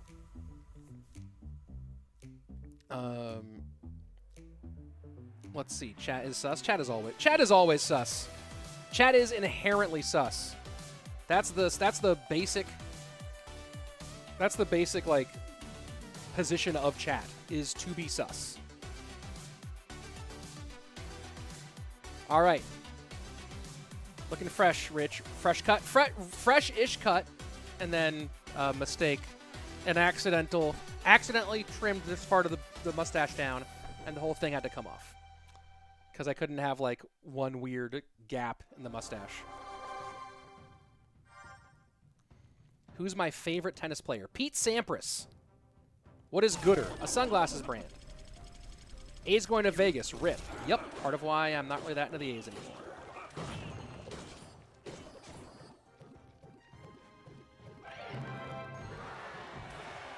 You're handsome. Thank you.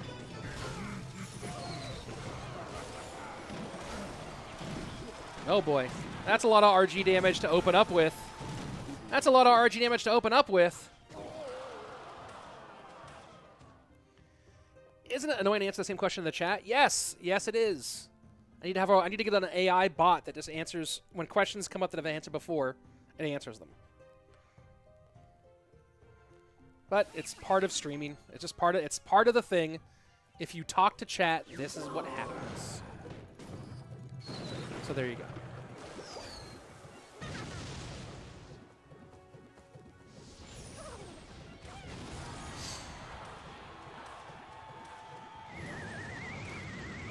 Ooh. Little kingy. Chris F. Baby. I'm a bot. How can I help? Whenever someone asks a question that I've already answered, can you answer it for me, Chris?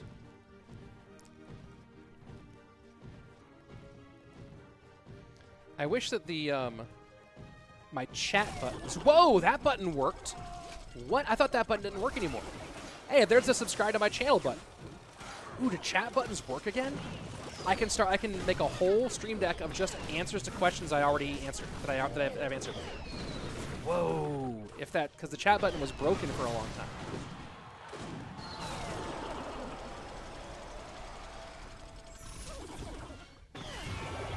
And Ankur Sharma with kind of my feeling, and it's part of what like makes casting this event kind of frustrating, is man.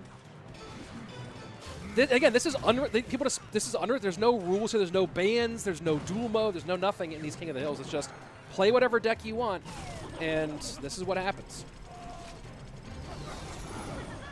This is why the game needs deck restrictions when you play competitively. This is why you need either dual mode or bans or whatever it is.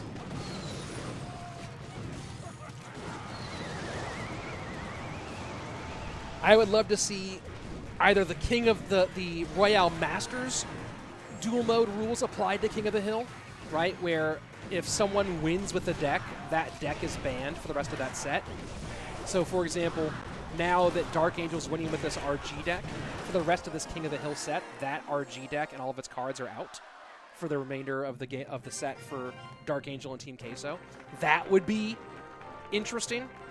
Or have one King of the Hill, then have one Mega Draft set, and then have a dual mode.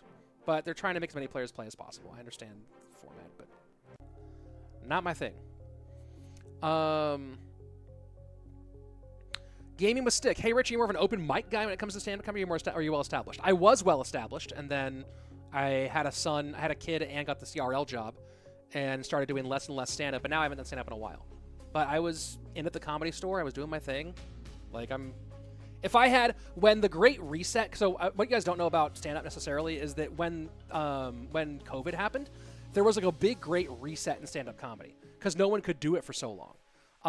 And a lot of my peers, their careers popped off on the back end of the Great Reset for stand-up because they stayed on it and stayed good. And then when comedy started to pop back up again, they were some of the first people in.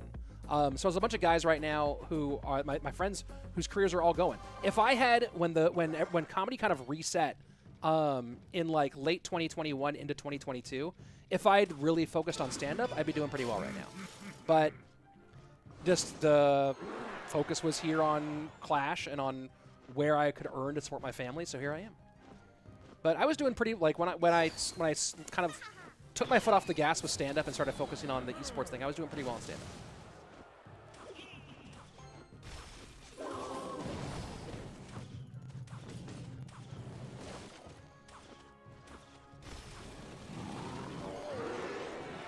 Lava, lava.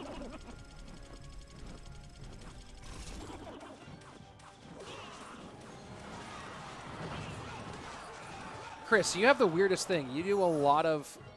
I feel like I've seen you post a lot of name drop one peer. Well, I mean, he got famous before everything, but Gerard Carmichael and I started together. He got famous before all the pandemic stuff. But I remember when Gerard Carmichael had one pair of shoes and rode the bus. Sosaa shreds DarkAngel's left-hand tower, but this will be a tower trade. But yeah, a lot of my contemporaries, guys who are doing really well right now in sort of the Austin scene at Rogan's new club and all that. Brian Simpson, Asan Ahmad, Derek Poston, like those guys are all having a good time of it right now. Jeremiah Watkins and I, good friends from back in the day.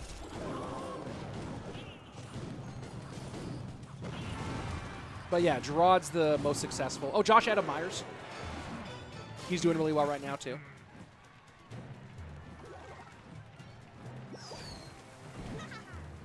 Have I met Joe Rogan? Yes, many times. In fact, go check. I don't know if you can even see this, but Joe Rogan follows me on Twitter from back in my more full-time comedy days. But yeah, I worked at the Comedy Store for 4 years.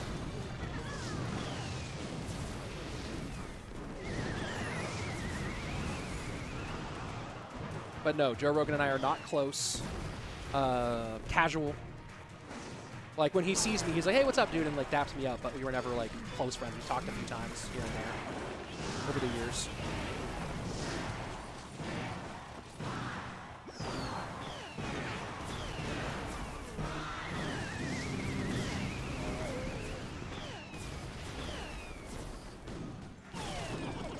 This is very close. And it feels like it's getting worse and worse for DarkAngel. Just because of how slow he is by comparison to get damage.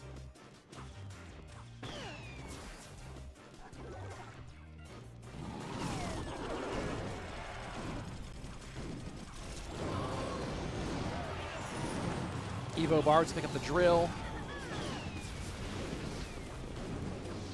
This is legit on the left-hand side, though. Ooh, my word. The flying machine at the bridge is a real problem for Sosaa. Skeletons to pick up, but now it's all the pocket play from DarkAngel, putting the pressure on. Plus the Evo Barb's going to tower. Flying machine's going to turn around, and wow. DarkAngel pulls it back. Sosaa got it so close, but couldn't do it. Sosaa got it so close, but couldn't do it. All right, yeah, comedy stuff, whatever. We're here. Let me blah blah blah blah blah blah blah blah. Hold on. For those of you who really want to know about my stand-up, let me go ahead and where is this? Here you go. This is some of my stand-up right there. And actually, my friend Connor just posted clips from our roast battle from many years ago, which was fun. There you go. There you go. There's some fun old stuff from back in the day.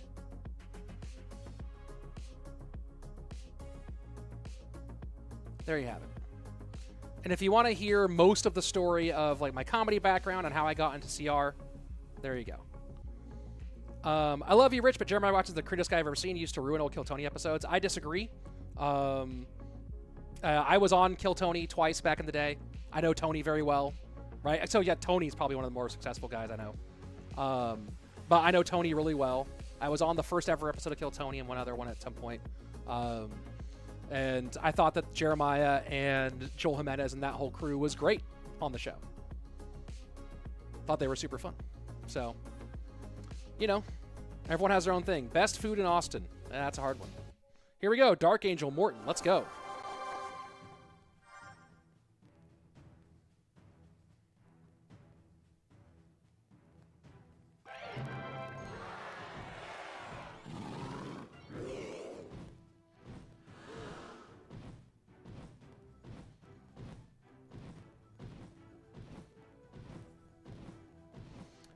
Rough situation for Sosaa there. I pay big money to see you stand up. Well, if people are paying big money to see me, maybe I would never have gotten into Clash Royale. People were paying small money to see me back in the day. I was just starting to headline some smaller places and then feature at the bigger places.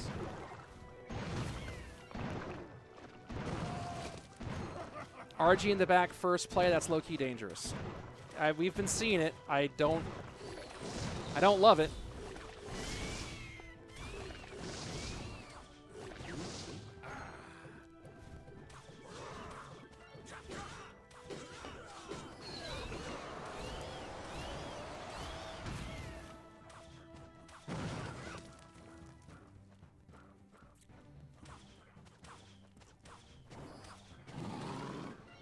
Morten lavas up.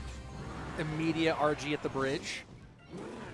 And that Electro Spirit, does he have a block for? He doesn't. But I still think that this becomes a net win. Oh, does it? That's so many RG shots.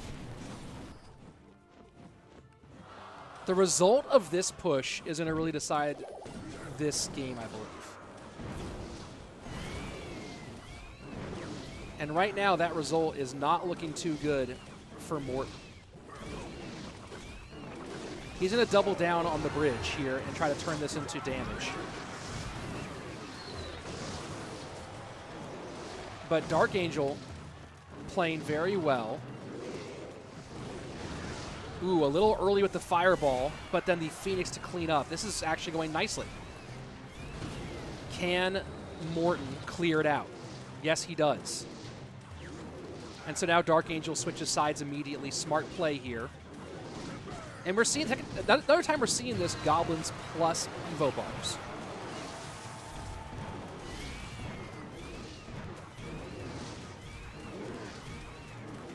And tower does finally fall. Playing into the same lane, though.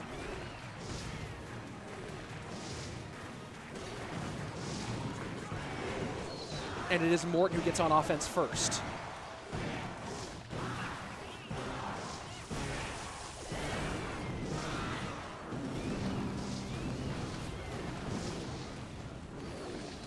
And that one counter push ended up with a second Lava Hound near the end of it. And as I said, I thought that that push was going to define the game. And clearly it has. DarkAngel giving up here. And Morten takes us to game 5. Let's go. Gotta love seeing a game 5 here. Is this your first time? I was like, this was an accidental look. xSavage, I seen you at Hempfest in 2015. Wow. Hold on. The thing up in like way northern California, or the one down in like Orange County? So I remember the Orange County one was like in a weird tent with some of my like closer comedy friends. And then there was one in like Northern California that was in like a weird convention, like in a weird like meeting hall in the woods. Did you meet your wife during stand-up? We met as summer camp counselors. And then we started dating while I was already a stand-up, though, when I was like, in my first year of stand-up. Wow, what a video. Which one? The roast battle was super fun. Roast battle is kind of how I made my name at the... I was one of the first people in roast battle, and kind of how I made my name in at the Comedy Store. Let's see. Yeah, the meeting hall. Whoa! Whoa, with, what's his face? With the dreads. Oh, what is his name?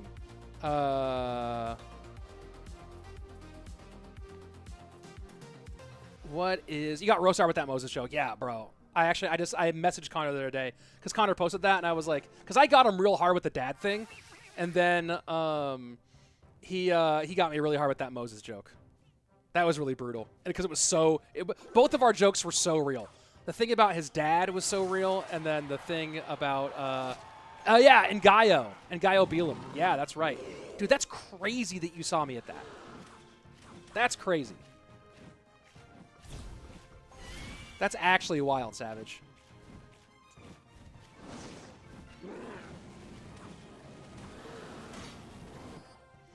Would you ever consider doing part-time comedy? It's really hard, Mind of Roddy, because it's kind of hard to be a part-timer and really be funny.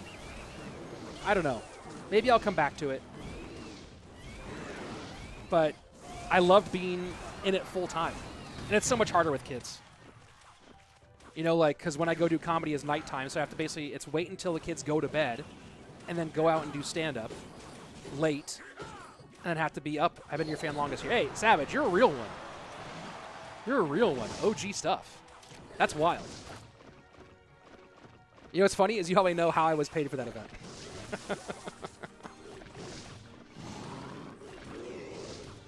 Because Ngaio was the one paying everybody. That was hilarious. I was at that with Ed Greer and Clee Wiggins. Because Clee and Ngaio knew each other really well. That's wild. So here we go. Morten Surge again.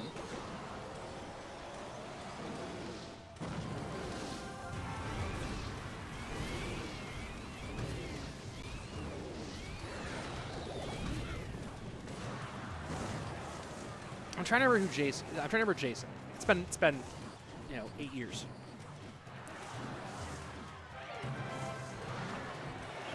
Surge going hard on the right. Good fireball. Doesn't... Oh, it did get the Inferno Dragon. But does the Ewiz get there in time to do much? That's actually big. Wow.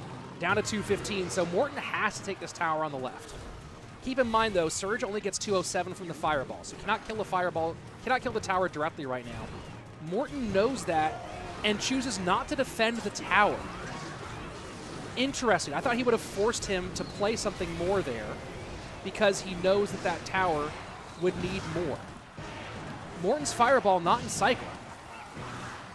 Morten cannot get to a spell in time, I don't believe. That was, in my opinion, a pretty big miscalculation, and Team Queso takes the win. I don't know, man. I don't know. That's fascinating. Because Fireball would not have killed the tower on the right. Would have taken 2 to get it done. I'm really kind of surprised he let the Lumberjack take that tower. Maybe he thought he would get like a little bit more out of the maybe he thought he would get more out of the Lava Hound on the left and get it down within range. But I'm a little surprised by the way that went down. I have to admit. More than a little surprised. But is what it is. Let's see. Why are you not streaming on Twitch? I don't know. I'm just kind of like, I might go back to streaming on Twitch, streaming to Twitch again, but just kind of was like, when they put the new rules out, I was like, eh. All right, Team Queso wins that one. So we got one more. Chivas versus Tribe. Introduction of Evo cards has really made CR so repetitive and no freshness in terms of decks. Well, gaming with stick. Honestly, the same thing happened when we had the Executioner Witch meta. Same thing happened during the Wall Breakers meta. Same thing happened during the Recruits meta. Same thing happened during the Night Witch meta. Same thing happened when we first had the Champions introduced. Things get broken, the meta gets stale, and then it gets fixed. It's just kind of how it goes. You know what I mean? It will get fixed over time. Let's see. Did Momo play already? I don't even know if he actually played. I'll win easily win against all y'all kids. Dude, Trauma, amazing. So what you should do is make top 1,000 on Path of Legends and enter into CRL. You could win like 17 grand just for winning the monthly championship, and then the grand prize for World Finals is $250,000. So you should go do that with how good you are. You look like 23 now. Really? Should I keep keeping it down like this so I keep looking 23? That's hilarious. Thoughts on current team situation? SK, CALALAS, both teams can't be stopped, while SK Gaming falling off so much nowadays. I know, it's crazy because also SK Gaming's three of their Surge, Morten, Faust, and Sosaa are the top 3 ranked players in CRL, right? So, Sluggish Crow, watch your stand-up and loved it. Can't you continue as a side hustle? It's just hard to do stand-up as a total side, like, with 2 kids under 5 years old, trying to go out at night, do stand-up, and then get up and work the next day, and, like, still actually be a dad and still, like, have a good marriage. All those things together is just hard. Most stand-ups I know, like, don't have a, like, either aren't married at all, or they're, like, most stand-ups that I know either don't have a family, or if they do, that family has fallen into disrepair. So, except for the ones who are wealthy and already made it, right? But, like, most lower-level stand-ups or stand-ups on their way up. I know there's so many people I know as stand-up. Like, I know them for like 8 years, and then find out they had like a kid back in North Carolina, and I'm like, what? You have a kid? I've seen you out here for 8 years every night. You know what I mean? And I'm just not that kind of dad. So there you go. Mateel Community Center. That's crazy. That's crazy. All right, coming up next, last match of the day: Chivas Esports, Tribe Gaming.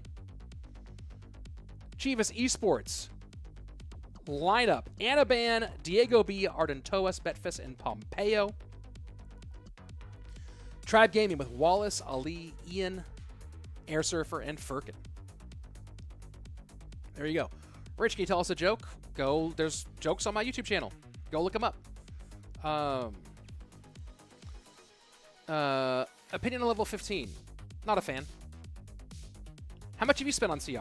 Overall, over the course of 6-7 years? I don't know, a few $100 over the course of 6-7 years. But keep in mind, like, this is my job, right? I probably wouldn't have spent as much if I were just a casual. Ever met Chris D comedy? Chris D, like Chris Di Stefano, Chrissy Chaos. I don't know who they are. I know Chris Di Stefano. I don't think I've ever met him though.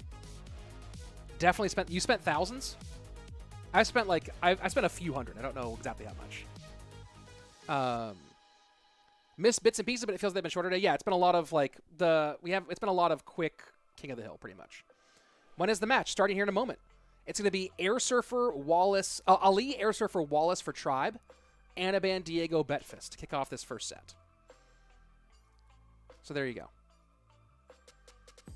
That's what it is. Comedy is subjective. Everyone has left off the, yeah, that's a big thing. It's people I think are hilarious, you might think are not funny, and the same thing. Chris Di Stefano. Yeah, I don't know if I ever met Di Stefano. He's an East Coast guy. I might have met him once at the Comedy Store if he came to LA, but I don't like remember meeting him specifically.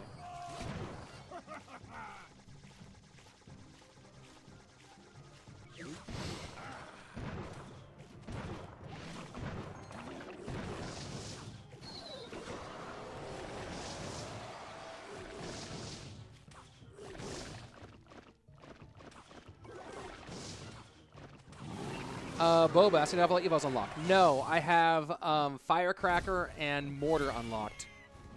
I'm going to try to unlock either Barbs or RG next.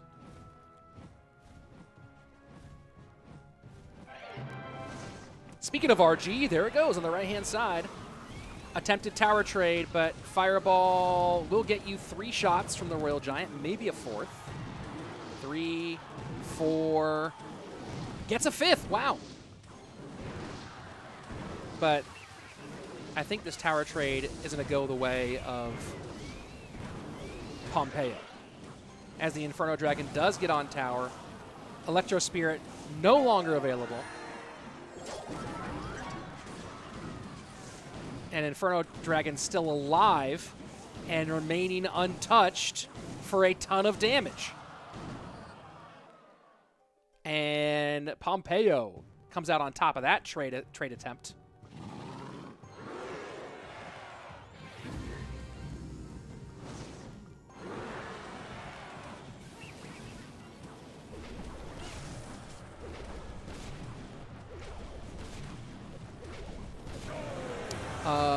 Which level 15 do you want the most? I think I'm focusing primarily on spells, actually, to maintain interactions. It's cards that have very specific interactions, right? Like, a lot of people want to get level 15 for their win conditions first, but no, I think that the move for level 15 is really support cards first, and specifically cards that have precise interactions that you need to maintain.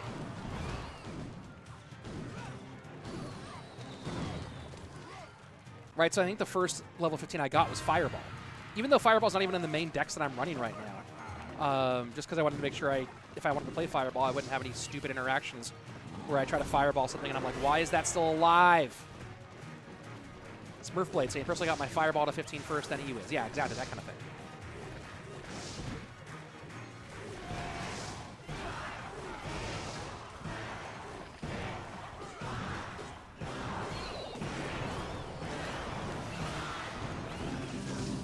And that flying machine plus the barbs just kind of staying alive there in the pocket just makes things more and more annoying for Ali. He's in a lumberjack. Pompeyo needs to stop that, needs to stop all of this. Pompeyo is playing real dangerous here with this pocket RG, letting that lumberjack do so much damage. Pompeyo miscalculates and is going to lose this one to Ali. What a miscalculation there. Wow. Let's go ahead and take a look at that replay when I get it queued up, because it really felt like Pompeyo underestimated the danger he was in there. Here we go. So here we are. Pompeyo has a good push with the lava down, and this lumberjack comes down. And he just kind of lets the lumberjack do whatever it wants. He goes for this flying machine up high, because he's kind of like getting greedy and trying to support.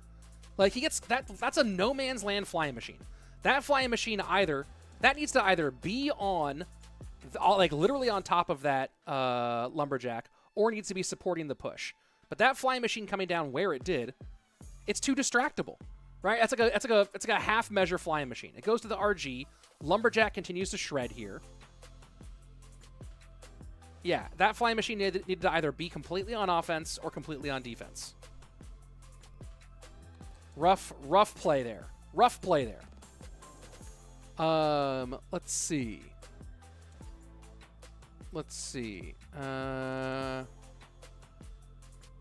There's no advantage level 15 yet, though. I mean, it's only for ladder, whatever you call it now. Whatever ladder's called now. Not Path of Legends, but the other one. So it'll help you on Trophy Road, but Icarus flew too close to the sun. Maybe. Hey, Sluggish Crow, thanks for hanging out. We're back tomorrow if you're looking for more.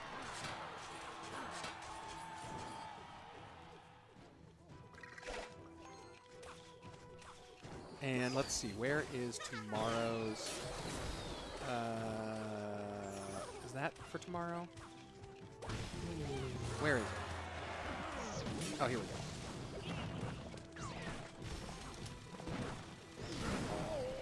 1 second, folks. Just grabbing something.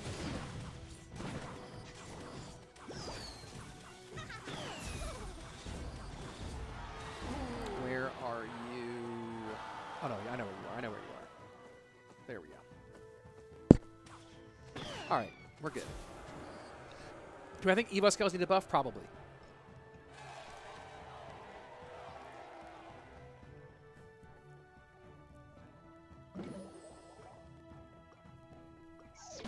Yeah, Troyden's saying he thought he was going to get the Trophy Road in Clan Wars, yeah. He thought he was going to get the King Tower before he got 1 tower. Yeah, but he needed to commit to that. That flying machine needed to either be on the Lumberjack or be on the King Tower, not the half measure he took. He tried to like get it to be on the Lumberjack, and then it would go support the King Tower really fast, and that was not the move.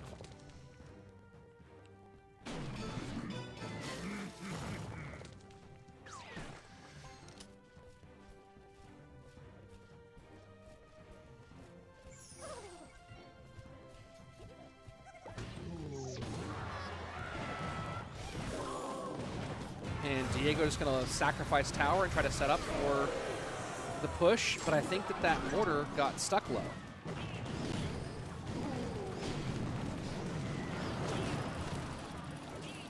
But the mortar does get rid of the bomb tower, at least the first one. Loon's trying to get in close enough. Death damage will be helpful, and we have a game on our hands, folks. Look at the placement that Diego goes for with the Monk to try to make sure the Firecracker does not get on the Princess Tower.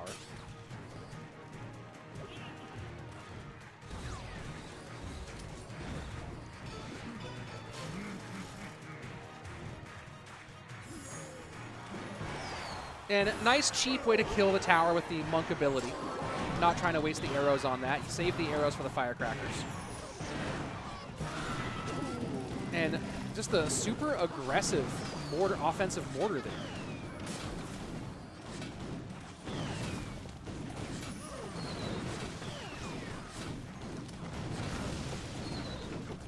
And GG, well played, Ali. Using the 1-2 switcheroo with the Mighty Miner. Let's see. Zero. How are you supposed to play in CRL and Queso Cup when you do not spend money on the game? I think some of the point is that, let's put it this way, right?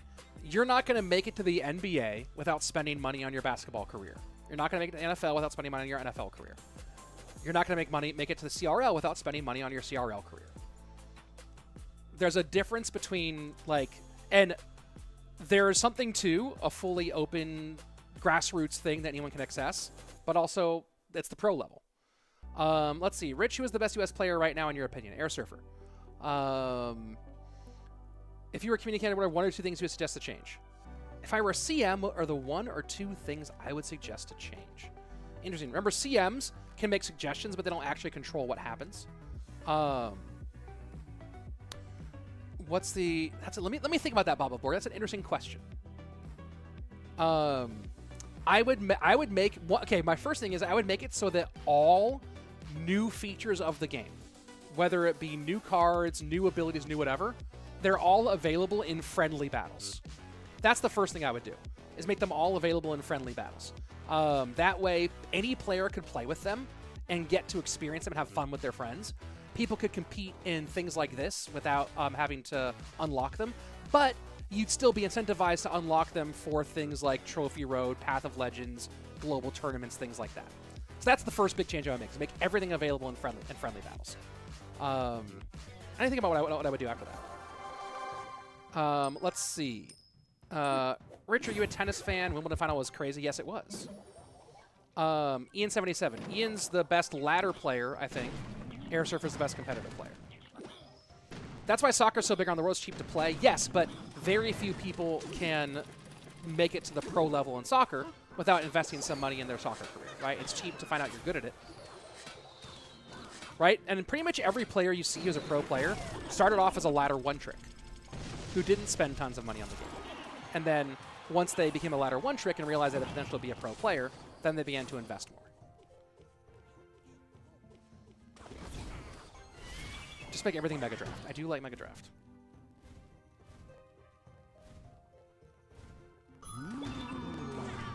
Do I think we may see Expo? No. It's very unlikely. And Mortar, EQ, Firecracker, RG meta, will we see Expo? I don't think.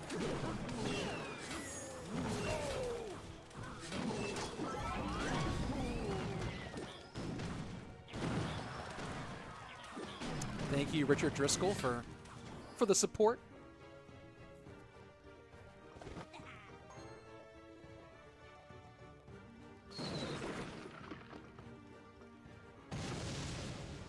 It is Betfas, yeah, but he's not playing Expo in this meta. Not when there's money on the line. Not in a regular game mode. Tyler Barley, once the Expo gets an Evo. I mean, Tesla getting a buff is big. The proposed Tesla buff is really huge and might end up being something.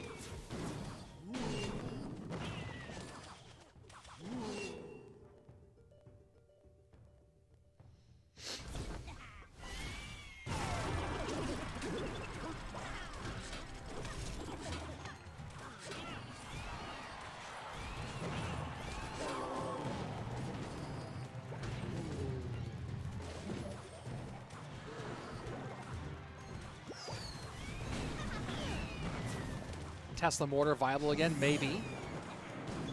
Loon in. Bomb Tower takes some very important hits here early. Betfas might have to drill. Betfas might have to drill. No, he NATOs instead.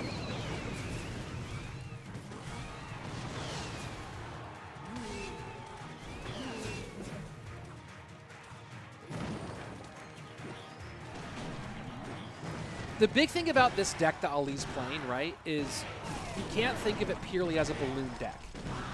You have to think of it as a balloon mortar miner deck, and really be that's an unfortunate firecracker hit there for Ali. You got the King Tower activation out of it, but he did not get the firecracker off before taking a lot of damage. Right, so think about this one, right, is a nice miner there to take care of the firecracker. You got to think of this, if you're only trying to really focus your damage by getting balloon hits, you're going to end up, especially in this matchup, against 2 buildings plus NATO, you're going to end up having a lot of trouble. Thinking about, hey, maybe in some cases the loon tanks for the miner rather than the other way around. Right, how do I try to get, and you see how offensive Ali's been with the mortars. And now second loon down. Is there a drill or a NATO? And there goes the drill. Probably NATO's is back too. Doesn't. He takes the loon damage. And Ali. 1, 2, 3, Ali to kick things off. Wow. All right.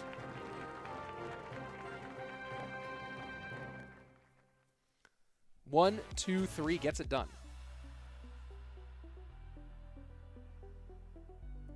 Ali on top. Why is Betfas not running Evos? Good question. Good question. Let me see. Let's take a look at what he actually ran there. Oh, it's not. It hasn't been up yet. It's been a lot of sweeps today. Yeah, I like that. Gets us through the day nice and quick. Love seeing a good sweep. Expo shooting magic archer arrows. Ugh. Rich became a caster for League of Legends 2. League is just so it's a whole different, another complicated game to learn. Let's see. I do want to see. Maybe let me go look at Betfas's. I'm sure Betfas has everything unlocked. I can't imagine he's just out here without stuff unlocked. Let's look at the battles for Betfas. Yeah, did he just... Well, Firecracker was in the right slot. Does Betfas not have... He has Evo Mortar. Does Betfas not have Evo Firecracker? That would be crazy. I don't know if Betfas has Evo Firecracker.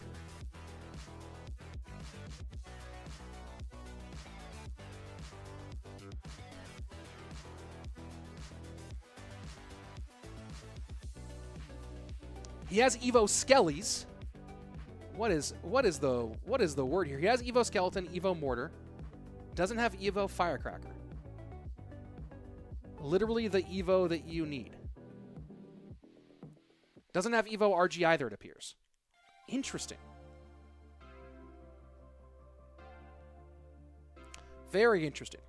All right, Chivas set 2 lineup. Ardentoas, Anaban, Betfas. Tribe Gaming, Airsurfer, Ian Wallace. He has not Evo Fire. That's wild.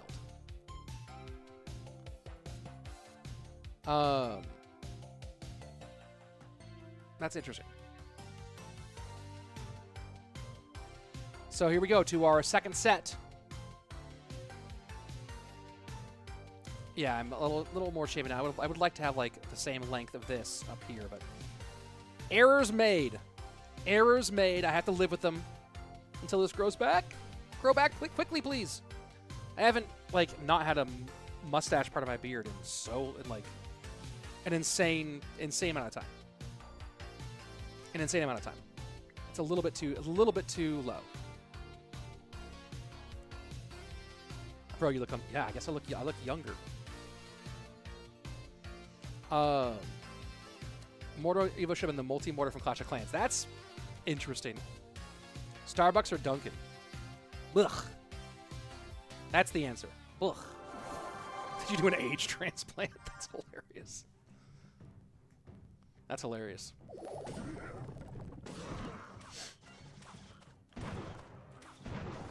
It's got a youthful face, I guess, when I don't have my beard on me.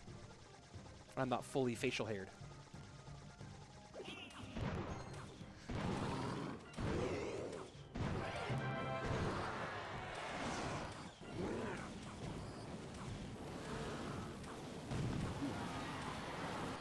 Burn, burn, burn in an inferno fire. Burn that RG with inferno fire. And now there goes your lava.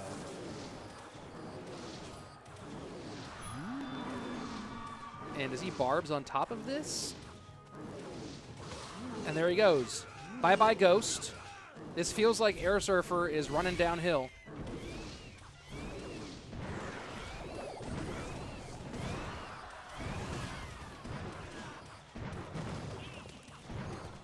Good control here from Arden. So for all that, Airsurfer gets a half elixir advantage and a 500 HP-ish lead.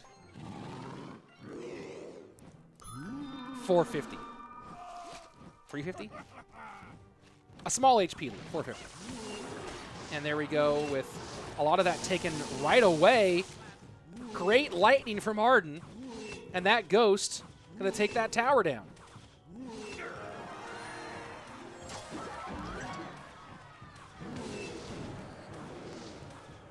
Now, what does he do with this easily supportable lava hound?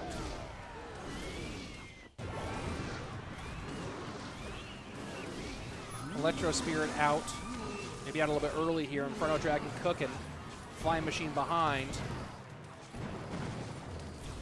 Lightning trying. And ends up with still a very big lead for Airsurfer.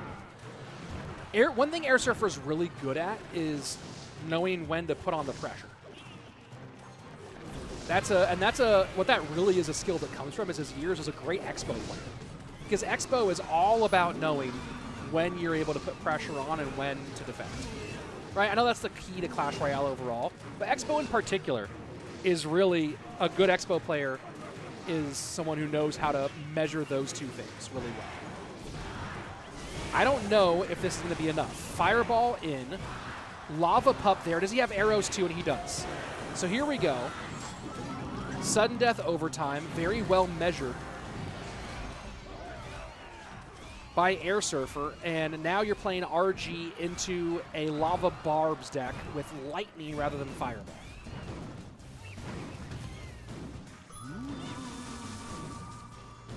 People forget that Airsurfer was like the Expo king at one time. And like I said, really well versed in when to go hard and when to hold off, when to pressure, when to put on that relentless pressure. That's part of what makes him a good lava player too.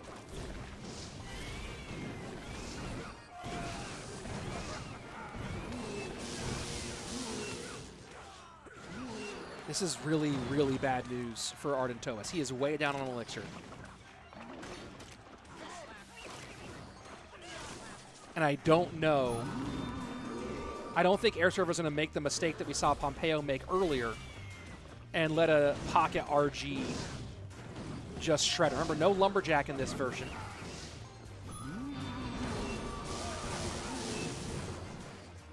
Oh, he goes with the Evo Barbs here. And right now he's just forcing Ardentoas to play defense. Double lava.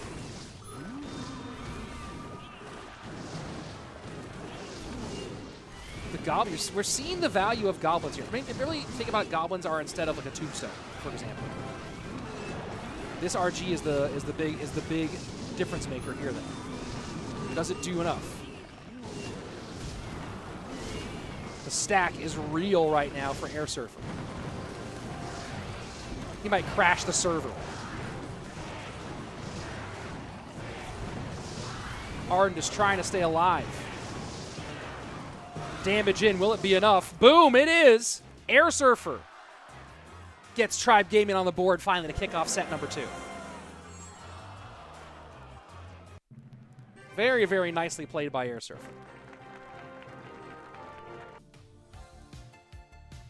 That pocket pressure. Yes, sir. Barbs saved the flying machine from lightning. That's what they do. Arden almost had it. Yep. The fact that Arden survived that long is crazy. Indeed. It was nice on both sides. That was a fun game. That was a very fun game. Let's go into our next one. Anaban versus Airsurfer.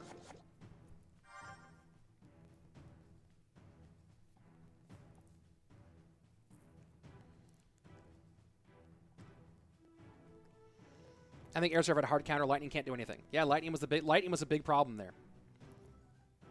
Not really sure on the lightning call.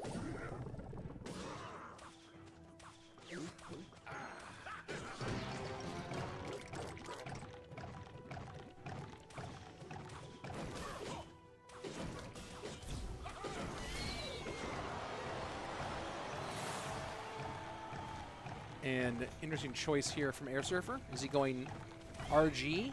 Is he going Pigs? We've seen... I don't know if the Pigs deck runs... I think the Pigs deck actually runs... ooh, and an Ice Spirit for Anaban. I think the Pigs deck runs Log as opposed to... RG. Or as opposed to Barb Barrel, I mean. Is Anaban going with a... Someone's saying P.E.K.K.A. Loon Freeze. There's no way he's running... Is he really running P.E.K.K.A. here?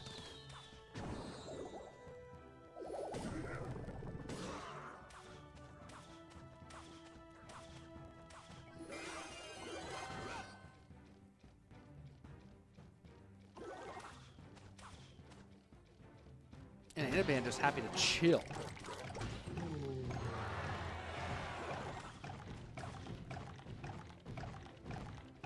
Anaban just hanging. Did Airsurfer go Graveyard?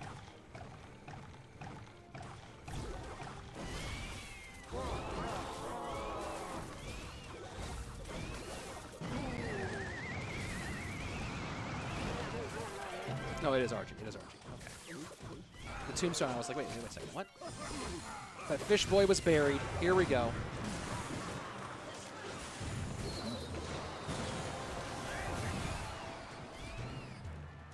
So, I don't watch Anaban play at all.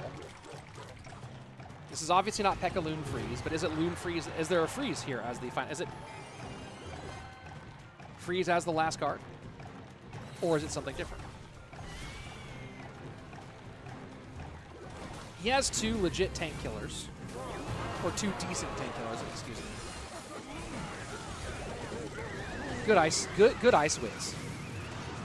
Oh, but the Lumberjack gets pulled by the Fisherman, and Airsurfer going to put a ton on that left-hand lane.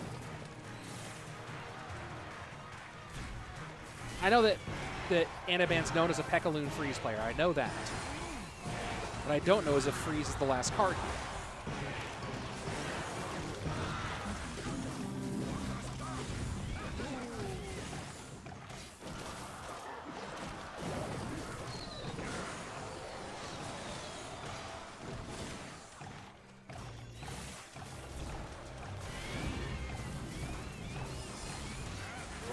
Smurfly with a good call here. The Hunter, a good pickup over the Mother Witch.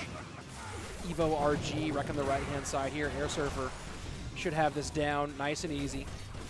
If not that, but that. There you go. GG, well played. Airsurfer, 2 up, 2 down. Tribe Gaming might have a 6-0 sweep on their hands. Hoo boy.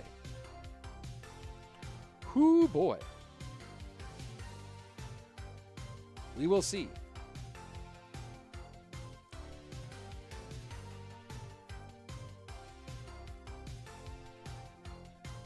Wait. Oh, yeah, never mind. It was freeze. Just checked. All right, there you go. It was freeze. There you have it. This might be the last game of the day, folks. This may be our final game of the day. We'll find out. And it could be a nice little 6-0 sweep there for Tribe Gaming. But, folks, don't worry. Tomorrow we got more. Day 3 lineup. PUIGINSS, first match of the day against Hype Boys. Then Shot CALALAS versus Strangers TIKIS. TIKIS. Man, I still cannot say it. Stop doing that. SK Gaming versus Tribe Gaming. Then Chivas versus Team Queso. That's the lineup for this one. Tomorrow, same place. Razzer. Hey, what's up, Razzer in the chat? How are you, bud? No, he doesn't have Evo Firecracker. Betfas has no Evo Firecracker, no Evo RG. It's really wild.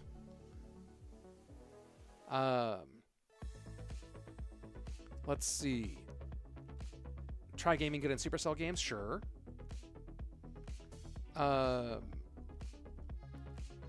Rich, what are these glasses called? Good question.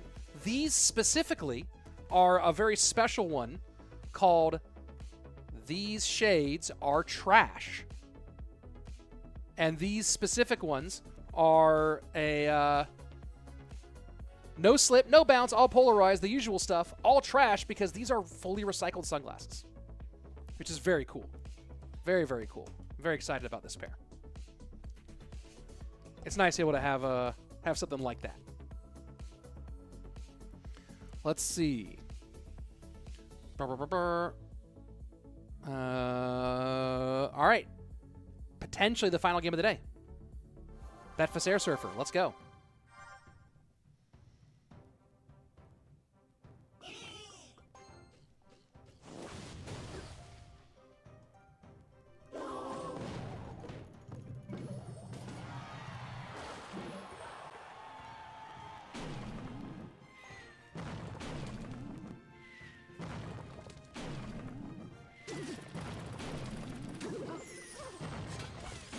All right. Mortar versus Mortar. This is one of the Evos that Betfas has.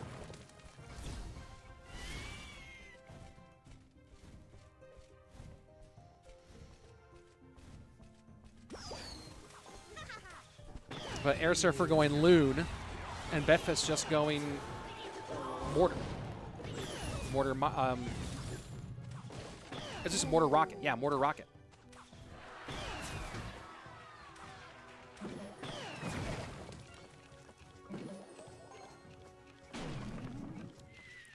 Rocket will be interesting here.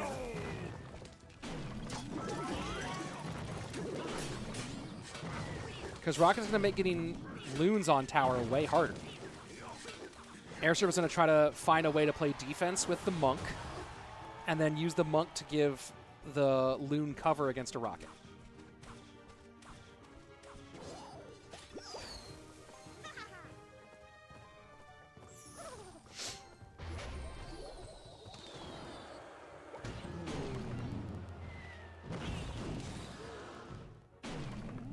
And easy way to erase the Mortar from the board here. It's only returned one, so not quite.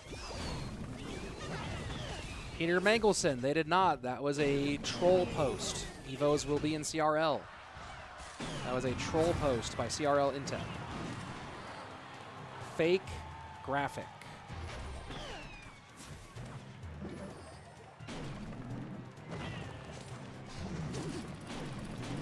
Now Loon in. Let's see if there is a Rocket.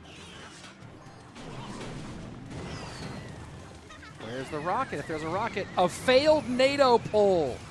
Oh, Betfas with the failed NATO pull. And that is huge damage for Airsurfer. Oh, boy.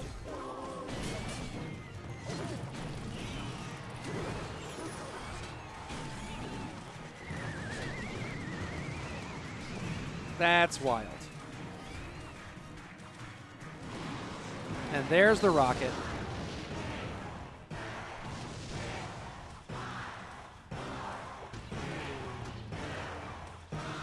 Oh, boy. Oh, my word. At this point, yeah, just play defense, get some reflections. Minor to the back, even at this point. Right? You could not even worry about NATOs anymore.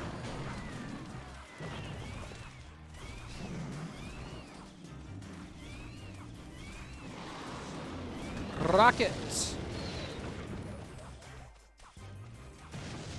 It would be, if Betfas won this, it would be absolutely crazy. It would be absolutely crazy, but he's not going to win this. Not at this stage. And Airsurfer going for the anti-NATO placement on the outside. Reading the cycle really well. Oh, my word. He's just playing with him now. He's just playing with him now.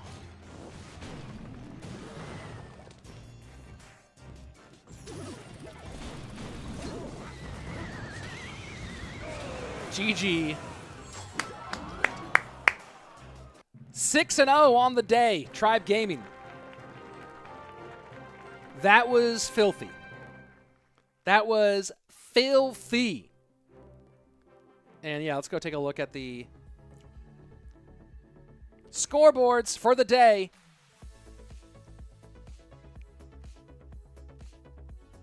So PUIGINSS in the lead, having won all four. They're 4-0 on sets. Tribe Gaming 4-1 on sets, has 5 points instead. Team Queso. I thought Team Queso was.